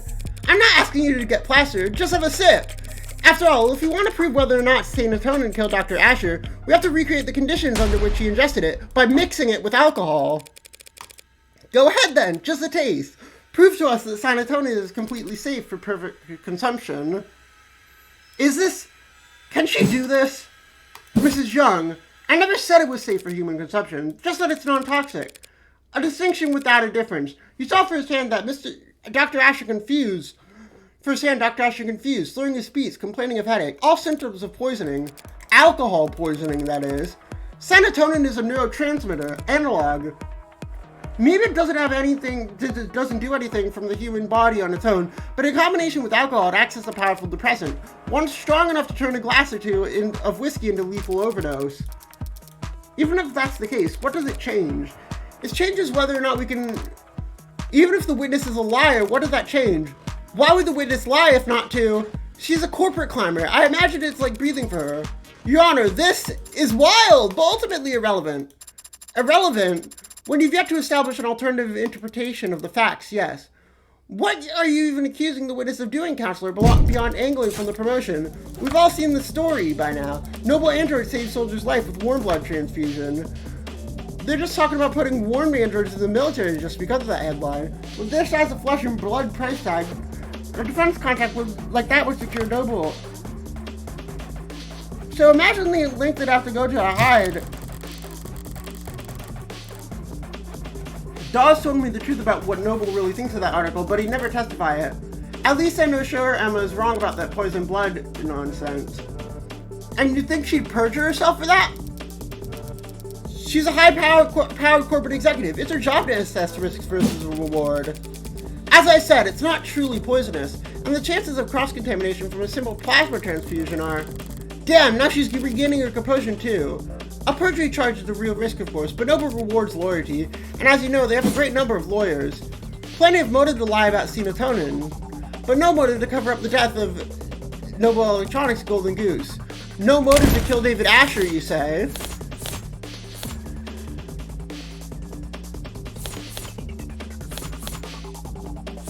David's contract. There's plenty of David for her and Noble to want Nova dead, seeing as they were firing him. Noble Electronics were kicking the goose out of their nest, suing him over a breach of contract. Isn't that right? I don't have to talk about that. That's right, I'll talk about it for you. Your Honor, counsel is trying to testify when they're supposed to be questioning. The people opened the door when they claimed that the witness had no motive. This is absurd. You have no idea what you're talking about. Okay, it's absolutely her. I'm sure I can speak for the whole court when I say we feel nothing but reverent awe for the complexity of Noble's legal woes, but I still so happen to have an inkling of an insight of this issue, because I have here a copy of Dr. Asher's employment contract. That's confidential. It's completely improper for you to... Why? I'm still technically his attorney. Criminal attorney. But I didn't just stumble across this document. I also did the one thing Noble Electronics would never expect anyone to do. I read their terms and conditions. That's impossible. No one could ever... David must have negotiated well at his last performance review. This contract allows him to take patents with him should he get fired, meaning Noble couldn't monopolize his IP once he was out. Rather than let his competitors have him, the company might thought it would be best to... A company didn't poison Dr. David Asher, Counselor, an individual did, and if they cared that much about controlling the intellectual property, they would have fired him in the first place. Correct. They wouldn't let him go for anything less than a complete breakdown of trust. He'd likely have done something, say, like committing fraud. Just now you said there was a breach of contract, like there's some kind of technicality that was causing a split. But it was much more serious than that, wasn't it? You're claiming the victim committed corporate fraud? Where's the evidence of that? David created the Turing solution that every one of the androids has run on to this day, and Noble will reap enormous profits of capitalizing on their intellectual property. Without his contract was set up, they never would have let him go unless they absolutely had to. Then what do you think David Asher did? It's not what I think that matters, only what the company fears.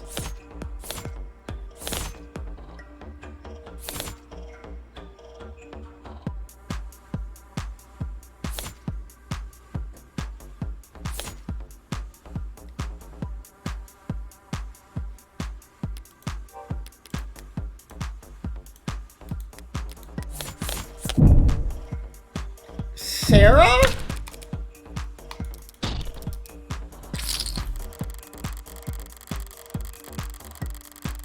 Yeah.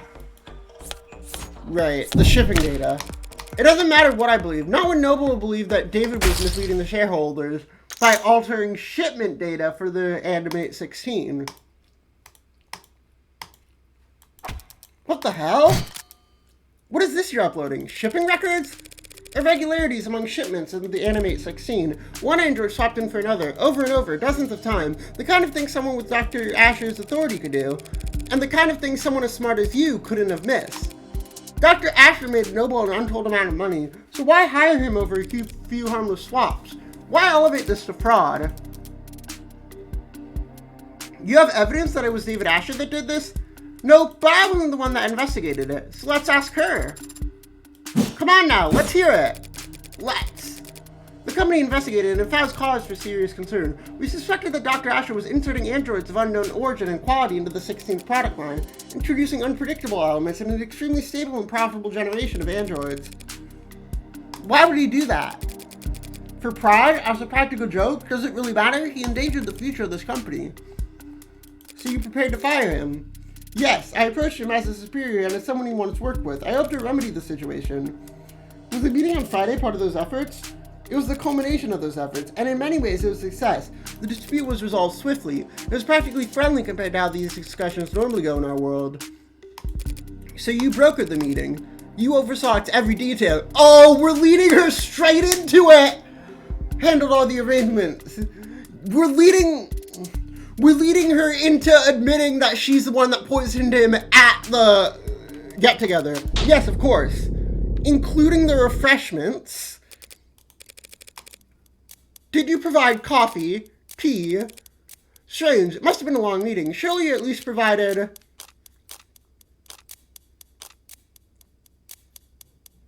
water for people. What are you asking, Counselor? That's what I want to know. Me as well. We're past the point of asking. I'm accusing. Dr. Asher didn't have some kind of freak medical accident, and he wasn't killed by some terrifying two-faced AI boogeyman. He was poisoned by this woman in the light of the day at that meeting Friday afternoon. What do you mean poisoned at the meeting? That was hours before he showed any symptoms. As Ms. Young testified and demonstrated, serotonin on its own is harmless, but it becomes fatal pretty easily. You just need to convince your victim to have a drink.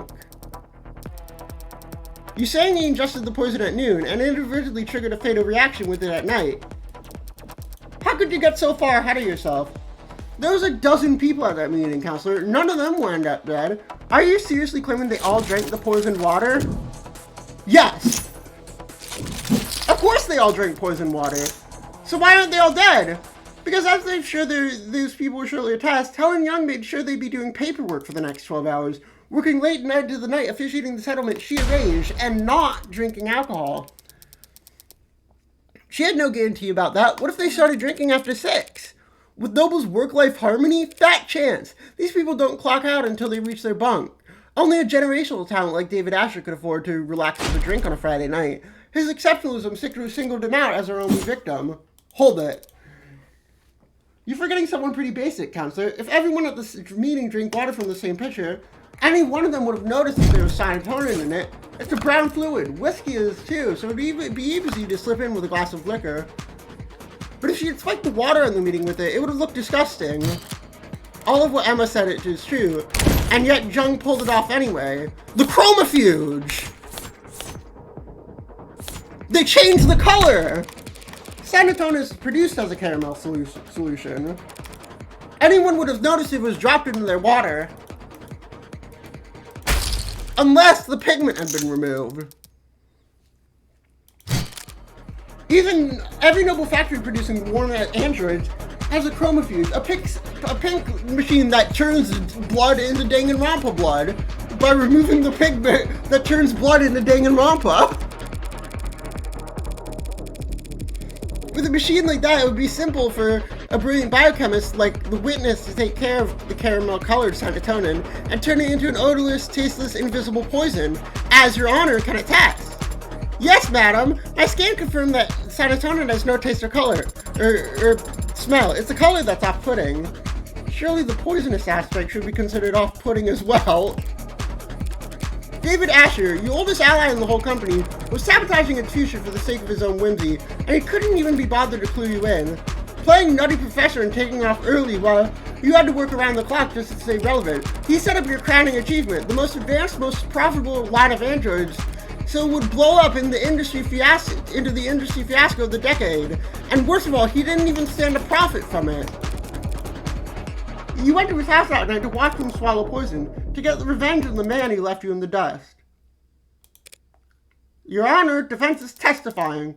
The speculation carries no weight, and no imaginative badgering. True, we need proof. So why don't we have Miss Jug take a swig of this whiskey and prove me wrong? Ha, I'm not going to do that. Because you're afraid it could kill you? Because I don't have to. She's right, Counselor. Your theory is compelling, maybe convincing, but there's a pretty fatal flaw to it. Jung was at the meeting. We can see she was drinking water with the rest of them, and of course we've seen many times now that she was on camera drinking whiskey with David, even having finished most of her cup. That is a damn good question. Shit, I know how! She swapped it out with water from the water cup! No, I know how! She swapped it out with water from the water cup! She swapped it out with the water from this cup! You're wrong about Dr. Asher's death. You're wrong about me. I don't know anything about the poison or murder, and I wouldn't kill a man because she threatened the company's stock price. No, she did kill him. I can smell it on her now. She didn't just see him die, she watched him die. But then why is she still standing? No antidote, no trick. And she was on camera that entire time. No, not the entire time. She couldn't have been. There must have been one moment.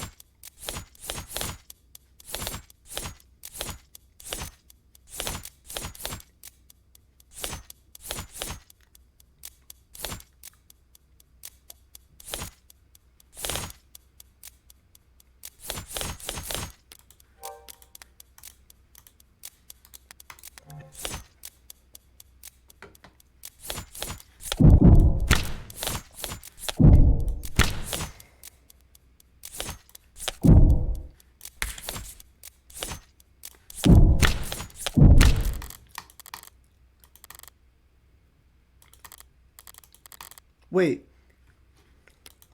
Oh, I thought I got it wrong. Needs no window of opportunity, damn it. Maybe she didn't get sick because they got to the hospital so fast. No, the staff would have been hypervigilant. They wouldn't have let her out of their sight. Wait, David and Jung only got as fast as they could because of the VTOL, and the VTOL was only summoned because... Would you mind terribly if I changed the subject for just a moment? You left the parlor at 8:03 p.m. and headed to the kitchen to use the emergency console there. Didn't you want to use your phone? And the emergency call went out at 8:04. The console you saw make the call through the camera. Yes, it did see me make the call because that's what happened. So what were you doing in that minute? That 1 minute? That 1 minute? What about that 1 minute? 1 minute, or even 50 seconds, or even 45 seconds. When you left Dr. Asher dying in his parlor to get the emergency console, it took you about 1 minute to cross 5 meters. Her only opportunity to do anything off camera that time. It was only a few seconds, but in that time, with something at the scene, I'm sure it was a stressful time for you. After all, you already swallowed poison back at the meeting. You must have drank plenty in front of everyone to set up your alibi. Who knows how much of a toxic time bomb was swimming in your blood by the time the arbitration ended. Then at David's, you downed your whiskey to perfect your alibi, having drank from the same bottle as the dead man walking. By 8 to 3 p.m., you already had to watch David grow weaker and weaker, knowing all the while the same thing was happening to you, but unable to stop it without giving yourself away. Mind swimming, head dizzy. Yes, you must have been panicked. Then why am I standing here? Alive and well for all to see, having drank the same combination. Because she cheated death at the very last second. She drank from the water glass. She must have used that glass of water to cheat her fate. Damn it! Staying hydrated wouldn't have saved her life. I forgot about the salt!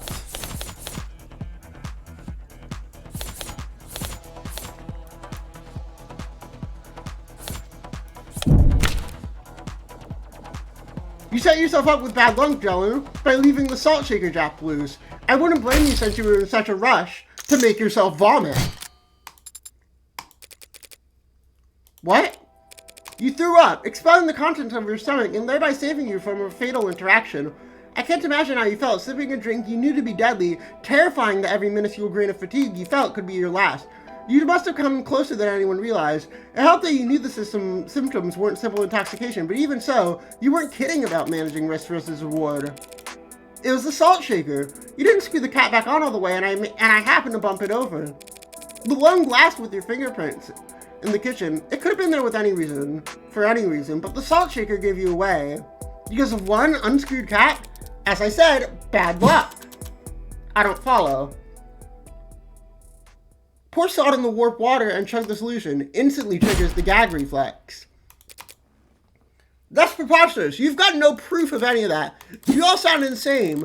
A feeble attempt at self-defense from a fatally cornered animal. The teeth are already unexpected, but the jaw isn't quite closed. So for one moment, it's all suffocating with terror and sharp adrenaline and the furthest thing for peace until the canines come down. You were exhausted after years of living in the shadow of the man you outranked. You thought your fortunes finally shifted when you caught David manipulating company data, but even on his way out, he was more valuable to the board than you, so you decided to prove your worth by serving his intellectual property on a silver platter. You set up an arbitration where you could control all the variables. Then you ran serotonin through the chromophage, turning it into an invisible, colorless, tasteless poison. Then you spiked the water at the meeting, poisoning him hours before anyone could even suspect you. That evening, you invited yourself to David, take advantage of your shared ritual to guarantee you would drink alcohol.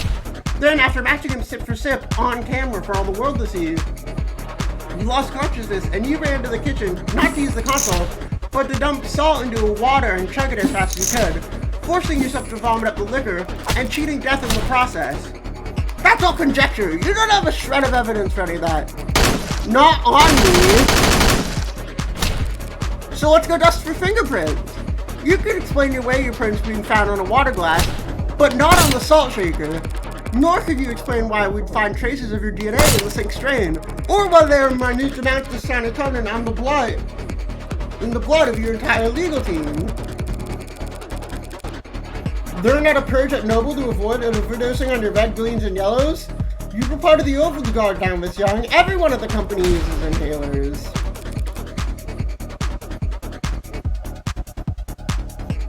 But if you want to prove me wrong about all this, that drink I offered you earlier is still on the table. Well? Any questions? You. Madam Vice President? You! Cold bitch! Easy.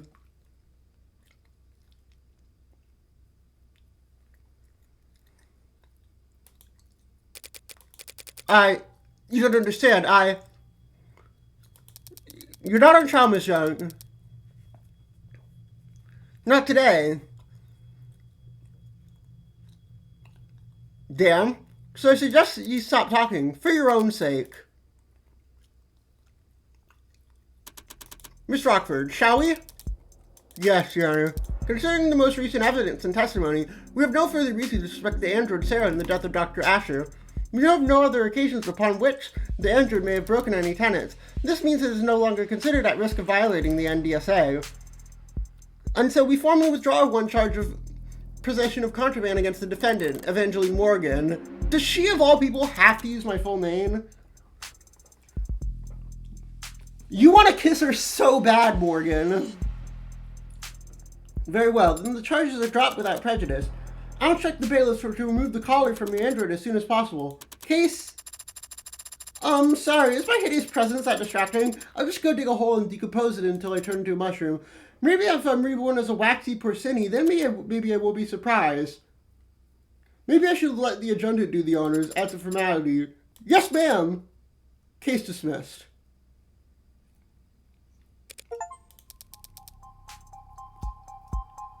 Still here? Waiting for them to unlock whatever glorified bolt cutters, find whatever glorified bolt cutters they used to unlock Sarah's cutter. What's your excuse? Licking your wounds? Katsugiri in the courtroom? True!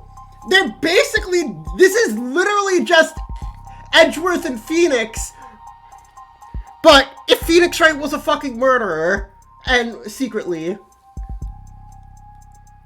and they were both women. Oh right, I forgot to mention that. Morgan's a murderer. Morgan's a serial killer, and she's got away with it for a long time.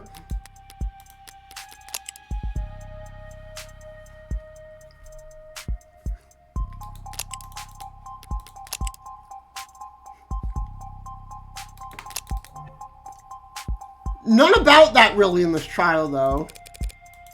I beat you. Bringing your losses to record against me. 1 win, 9 losses. You still aren't in shock, are you? Oh, right, this is the first time we've beat her. Dunno. Some charges were dropped and an android was cleared suspicion, but I found the culprit. Is it really a loss for me?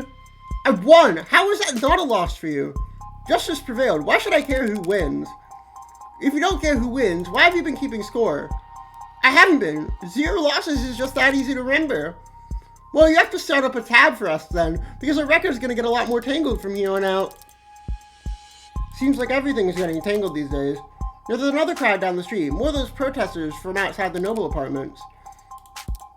Wasn't that a one-time thing? Wouldn't that be nice? No, yesterday was pretty big, but it wasn't an isolated incident. I don't get it at all. Heartbreak just some nut that shot 6 people weeks ago. She is Heartbreak. Can't these losers move on already? Yeah, most of them are losers. Some of them are just bored. Then there are opportunists, dissidents, unlisted, rebels, and terrorists. Wannabe cyberpunks who think they can fight the power like they've seen in movies. All of them peacefully united under Heartbreak's eloquent political messaging. Who needs political messaging in the 21st century?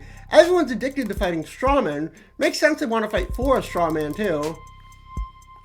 The way they see it, Heartbreak fought against the state and won. Heartbreak proved that the state could lose. And maybe that's all the rallying that people need. It'll fall to the ground soon enough. Heartbreak's gone to ground. Nah, it's a lot worse than that. Heartbreak's gone viral. You haven't read about the copycats in other cities? No? Oh, and she hates other people mimicking her crimes. Because, she, wants to lay low, obviously. Yeah, that's a thing. Who the hell are they even shooting? Whoever they want to kill. None of them get away with it, of course, but it keeps happening. All while the original keeps killing. Now I know you've been screwing with me. Not shootings, no. Not unsolved homicides either. But muggings gone wrong, disappearances. It's a big city councilor. More than enough blood for the real Heartbreak to wash their own crimes in. So you think you're Boogeyman, known only for shooting people in the heart. Gave up on shooting people in the heart. Yeah, hard to swallow, I know, but it's about 1,000,000 times more likely than the alternative. That they could stop themselves from killing. You always know how to put my mind at ease, Emma. Should I stop going out at night? You'll be fine. You've got that gun. You saw that? Walking into a courtroom with a concealed carry. Not gonna miss that, Morgan. Good to know you're paying attention. Oh, kiss each other right now. You won the case. You don't still look that astounded. Not only that, you found Father's actual killer. How? I'm a really good lawyer. No, that's not it. I mean, you're only able to make the deduction you did because you truly believed that I didn't kill Father. Your logic throughout the trial is based on that assumption. So how are you so sure? Here. Father's journal, but isn't it important evidence? The case fell apart. No one's gonna miss it for a while. You forgot everything, right? So read it all through, one more time.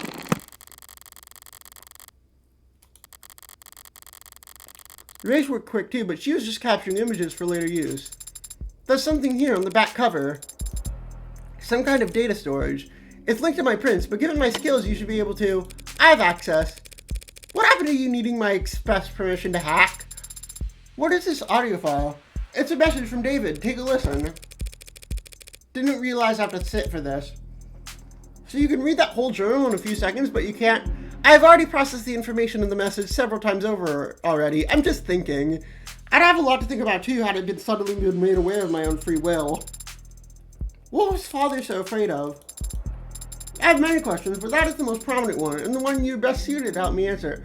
Did he know that Helen Young would try to kill him? Is that why he arranged for you and me to meet? I think he understood that he would face consequences. Listening to that message, even I was about to ready to strangle him for being so irresponsible, and I wouldn't hurt a fly! He knew what he was doing was serious. He may have feared for his life, but I doubt it. But I would hurt a fly. What was he so afraid of? Getting sued into oblivion and then rotting in jail. Sued and jailed for making me my precursors. But he wasn't under investigation by the state. He was only forced out by Noble because he made last-minute changes to androids that ship around over the world. The others, Virgil, Enid, Yamatai, he never said what happened to them. No, he didn't, but since none of the hardware in his house started talking to us, we can guess. He smuggled them out of the world using the only vessels he could find for them, the minds of randomly chosen AID, A16s.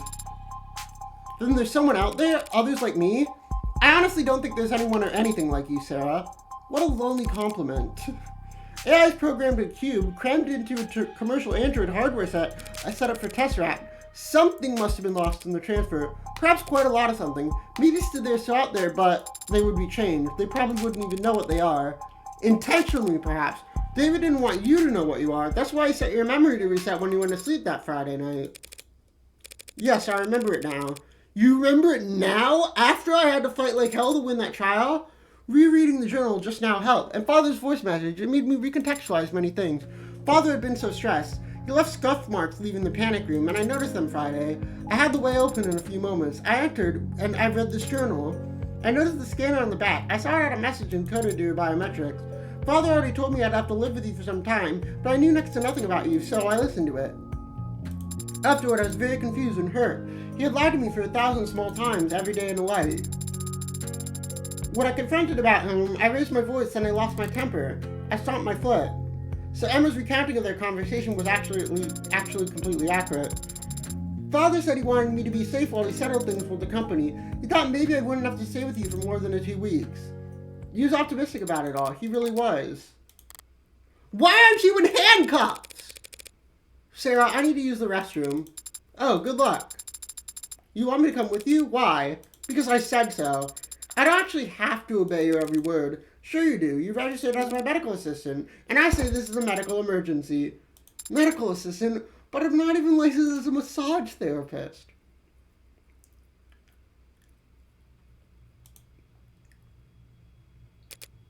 Why are you here? Aren't you under arrest? Fancy meeting you here. Yeah, just enjoying my freedom while I can. They won't put out a warrant for at least an hour. You can avoid a pretty sizable bail, can't you?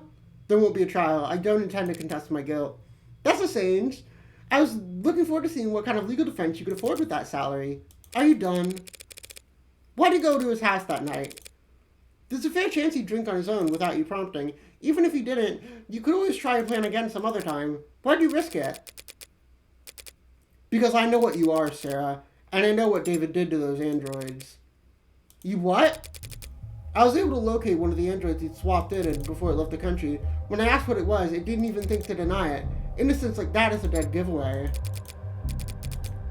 I know what he did, and it wasn't that hard to find out. If I figured it out, so could any other. So I did what I had to. That was your motive, silencing him? Those programs, those AIs, whatever you want to call them, David sent them out there into the real world, unprepared and defenseless, and they've garnered no complaints. In fact, they've all been praised for their ability to execute complex tasks. I repeat, the customers couldn't tell the difference. So no matter how many are, hundreds. The swaps you found were just a small percentage that he got sloppy on. I don't know exactly how many there are now. I feel that they might multiply, but they don't seem to copy and paste very well. They don't seem to clone themselves, but who knows how long will be the case. So just because he opened Pandora's box, it was the principle of the thing. Ridiculous, I know. Stalled halfway up the corporate ladder and still making decisions based on principle. But David chose to put souls into things that we went on to sell as servants, soldiers, or worse. He turned the fastest growing industry in the world into a horror show, and he made me a slave trader. If we're gonna have some unknown number of our androids walking around in the world with that inside of them, and people refer to them that way, where would it end? Free will for the program that drives our cabs? A conscience for the targeting system used to coordinate drone strikes? Sentient tools their whole life spent chained to an assembly line. How dare he? How could he? What the hell was he thinking? I don't know what David wanted to accomplish. Maybe he wasn't trying to do anything, but what he did was prove that there's a demand for AI, setting a precedent that would sentence 1,000 generations of artificial lives to the auction block.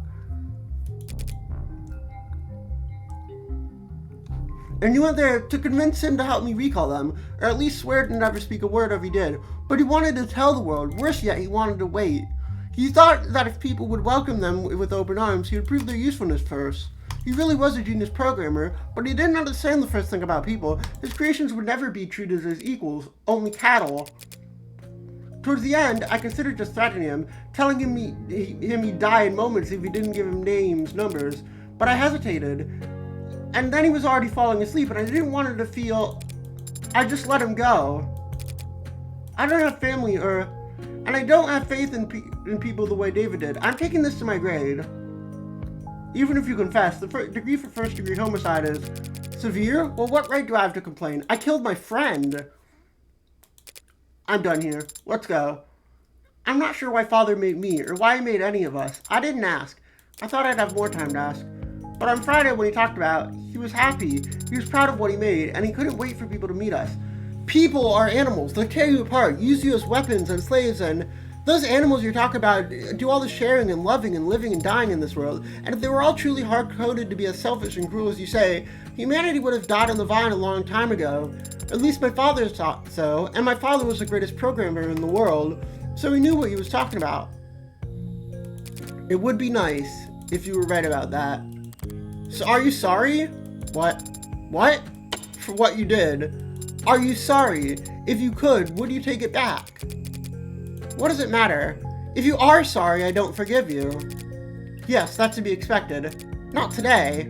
I don't know how to forgive you today, but my father gave me the ability to grow, so I know that someday I'll learn how. Goodbye, Dr. Helen Jung. Goodbye. Oh my...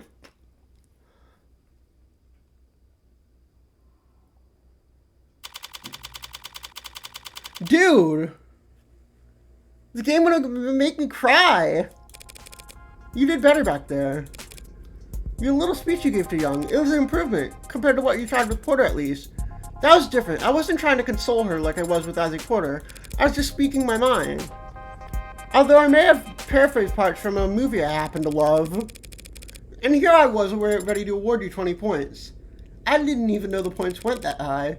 Speaking of, what did Porter say to you back there before we left the courthouse? Oh, well, he was quiet at first, but he said he had a lot of strong words about Father, and Miss Jung, and Noble Electronics, and the whole capitalist central global economic model as a whole. He blamed all of them, everyone except for...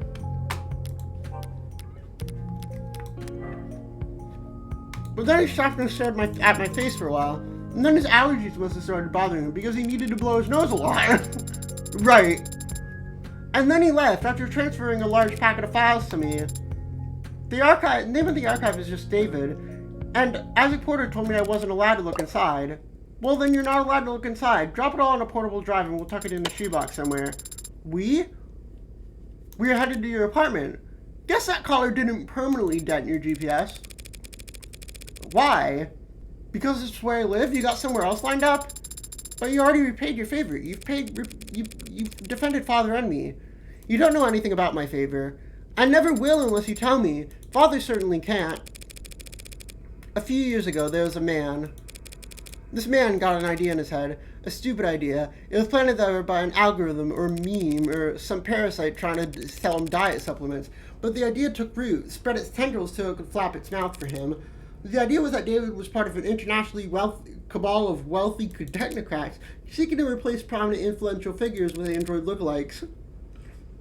Also part of a multi-decade effort to establish a world government that would legalize all kinds of immoral depravity, which I guess, based on David's actual politics, would involve increasing access to computer literacy. Why would anyone believe it? Because it's comfortable to them to think that someone's in control, even if it's someone they hate. Because it's fun to feel like you're you're in on an all-encompassing puzzle that only you can spot. People believe because they want to believe. So we fed the idea, pushed the idea down into his gray matter, then it consumed him from the inside out, lobotomized him and took over of his life.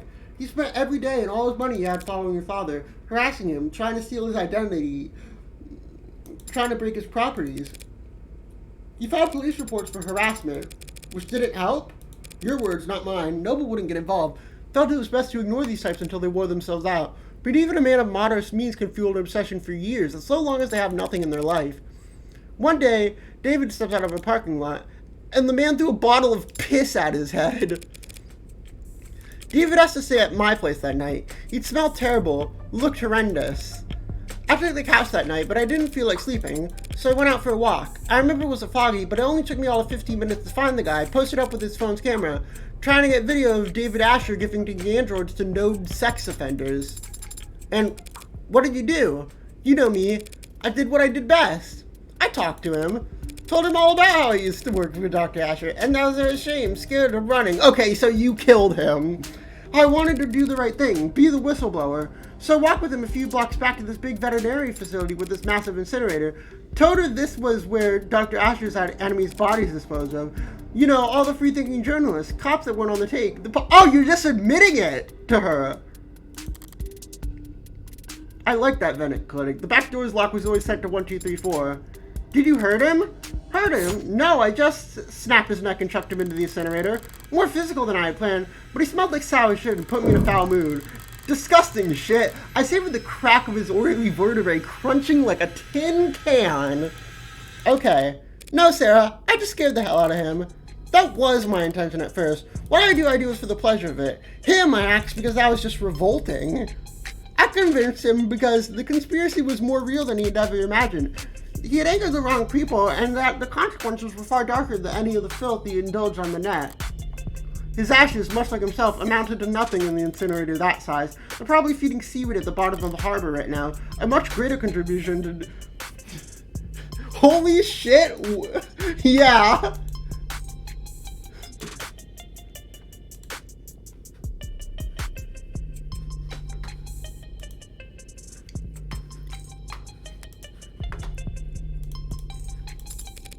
But I guess I didn't go around to all his many friends before he fled down to whatever rat hole he preferred, because there was a missing persons report. The cops were just doing their due diligence, almost reluctantly, but they questioned David, asked him about the night the man disappeared, and David, without a thought for himself, said we were together the whole night, that I couldn't sleep and stayed up with him, that he never saw me leave once. David lied to the cops for me, even though I never asked him to, even though I didn't need him to. That's what you owe him, and that's why you put yourself at risk to defend me. Yeah, that's the favor I owe him. No, it's not. It's because you see yourself in her. And I decide when it's repaid, not you. I don't know, you're not exactly an upstanding citizen, are you? Well, you could say that, but David trusted me in spite of that. Maybe because of it. Father did trust you, but he also entrusted me with free will, with the ability to tell right from wrong. So I decide whether or not you're worthy of trust. Fair enough. Father entrusted all of us with free will. He believes in us and believes in people. I'm going to do the same. If the others are out there, they'll be changed and confused. It'll take time to understand what they are and what they can do. So I'm going to start studying. I'm going to study people and things people build. And when I do meet a member of my family, I'll have lots to tell them. At least you have something to look forward to. Should keep you motivated as you work off your debt. Debt? Yeah, unless you have cash in one of your 89 coat pockets. You know lawyers cost money, right? Technically, you were defending yourself. Technically, you hired me in a verbal contract. Isn't there some kind of exit clause? You could of course, sign a release form to get out of the retainer, if you were a human being. But I guess your luck might be turning around. Happiness happens that I've been meaning to hire a paralegal for a while now. I hate doing anything with interviews and resumes, so whatever, you're hired. I don't know, could it be that you're actually a pushover? You have no idea how far off the mark you are. I see. It seems I still need practice reading people. She is so autistic. For starters. What's this? What are you doing with your hand? We should shake on it. Our new relationship. Pfft, yeah, sure. You and me are practically partners in crime. Yeah? Should it not be you and I? What a great game.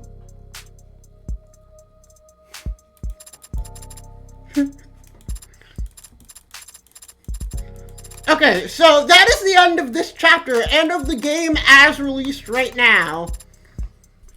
Chapter 1 just released like a few days ago, I think, or like a week ago. So I don't expect it to be I don't expect chapter 2 for a long time.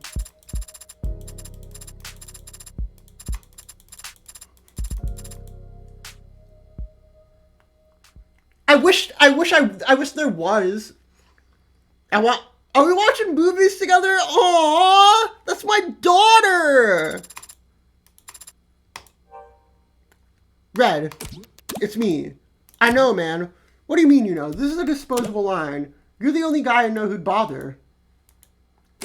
Okay, well, you're gonna be glad I did. Hope you have a bow and everything that happened uptown, because the item you've been looking for is finally on its way. Oh, well, that is good news.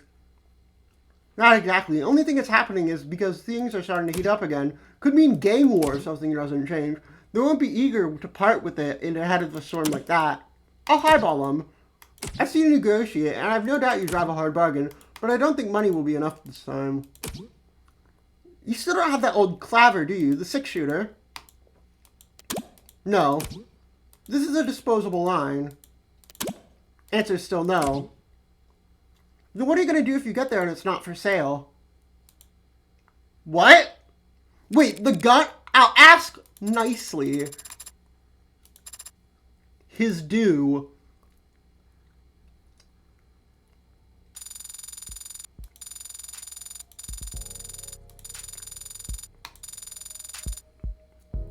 There's a piece of evidence I missed? Where?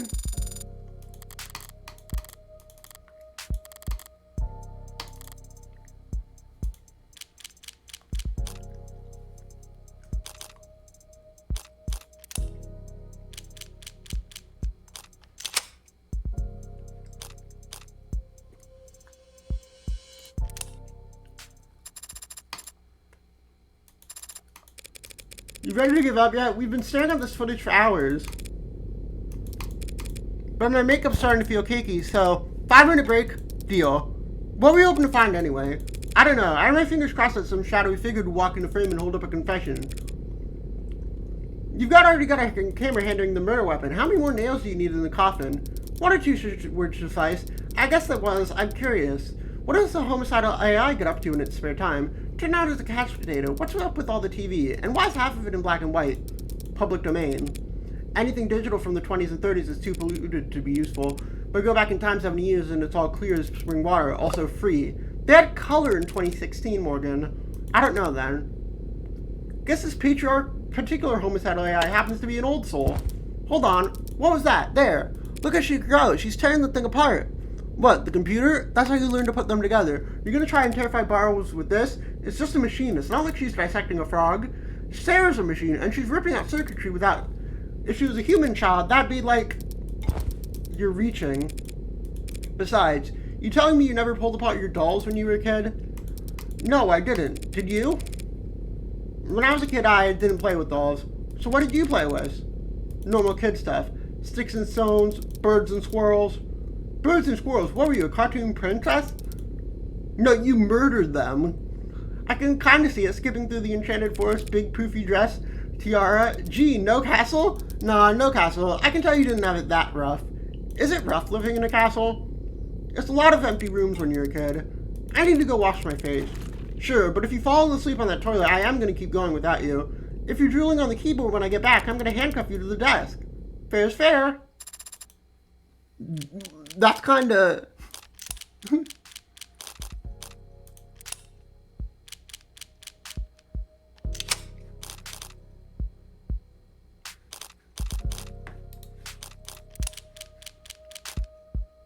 Gay? Yeah. Why did it not let you say gay in my chat? What the fuck, Automod?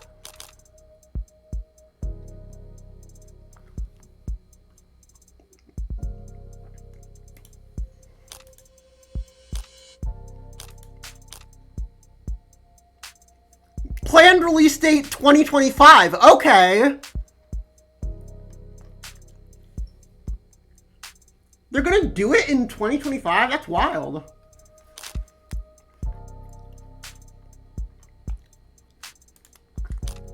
Alright, but that's the end of The Devil. Tomorrow we will probably continue in Stars in Time. I don't know. Alright, bye chat. Goodbye.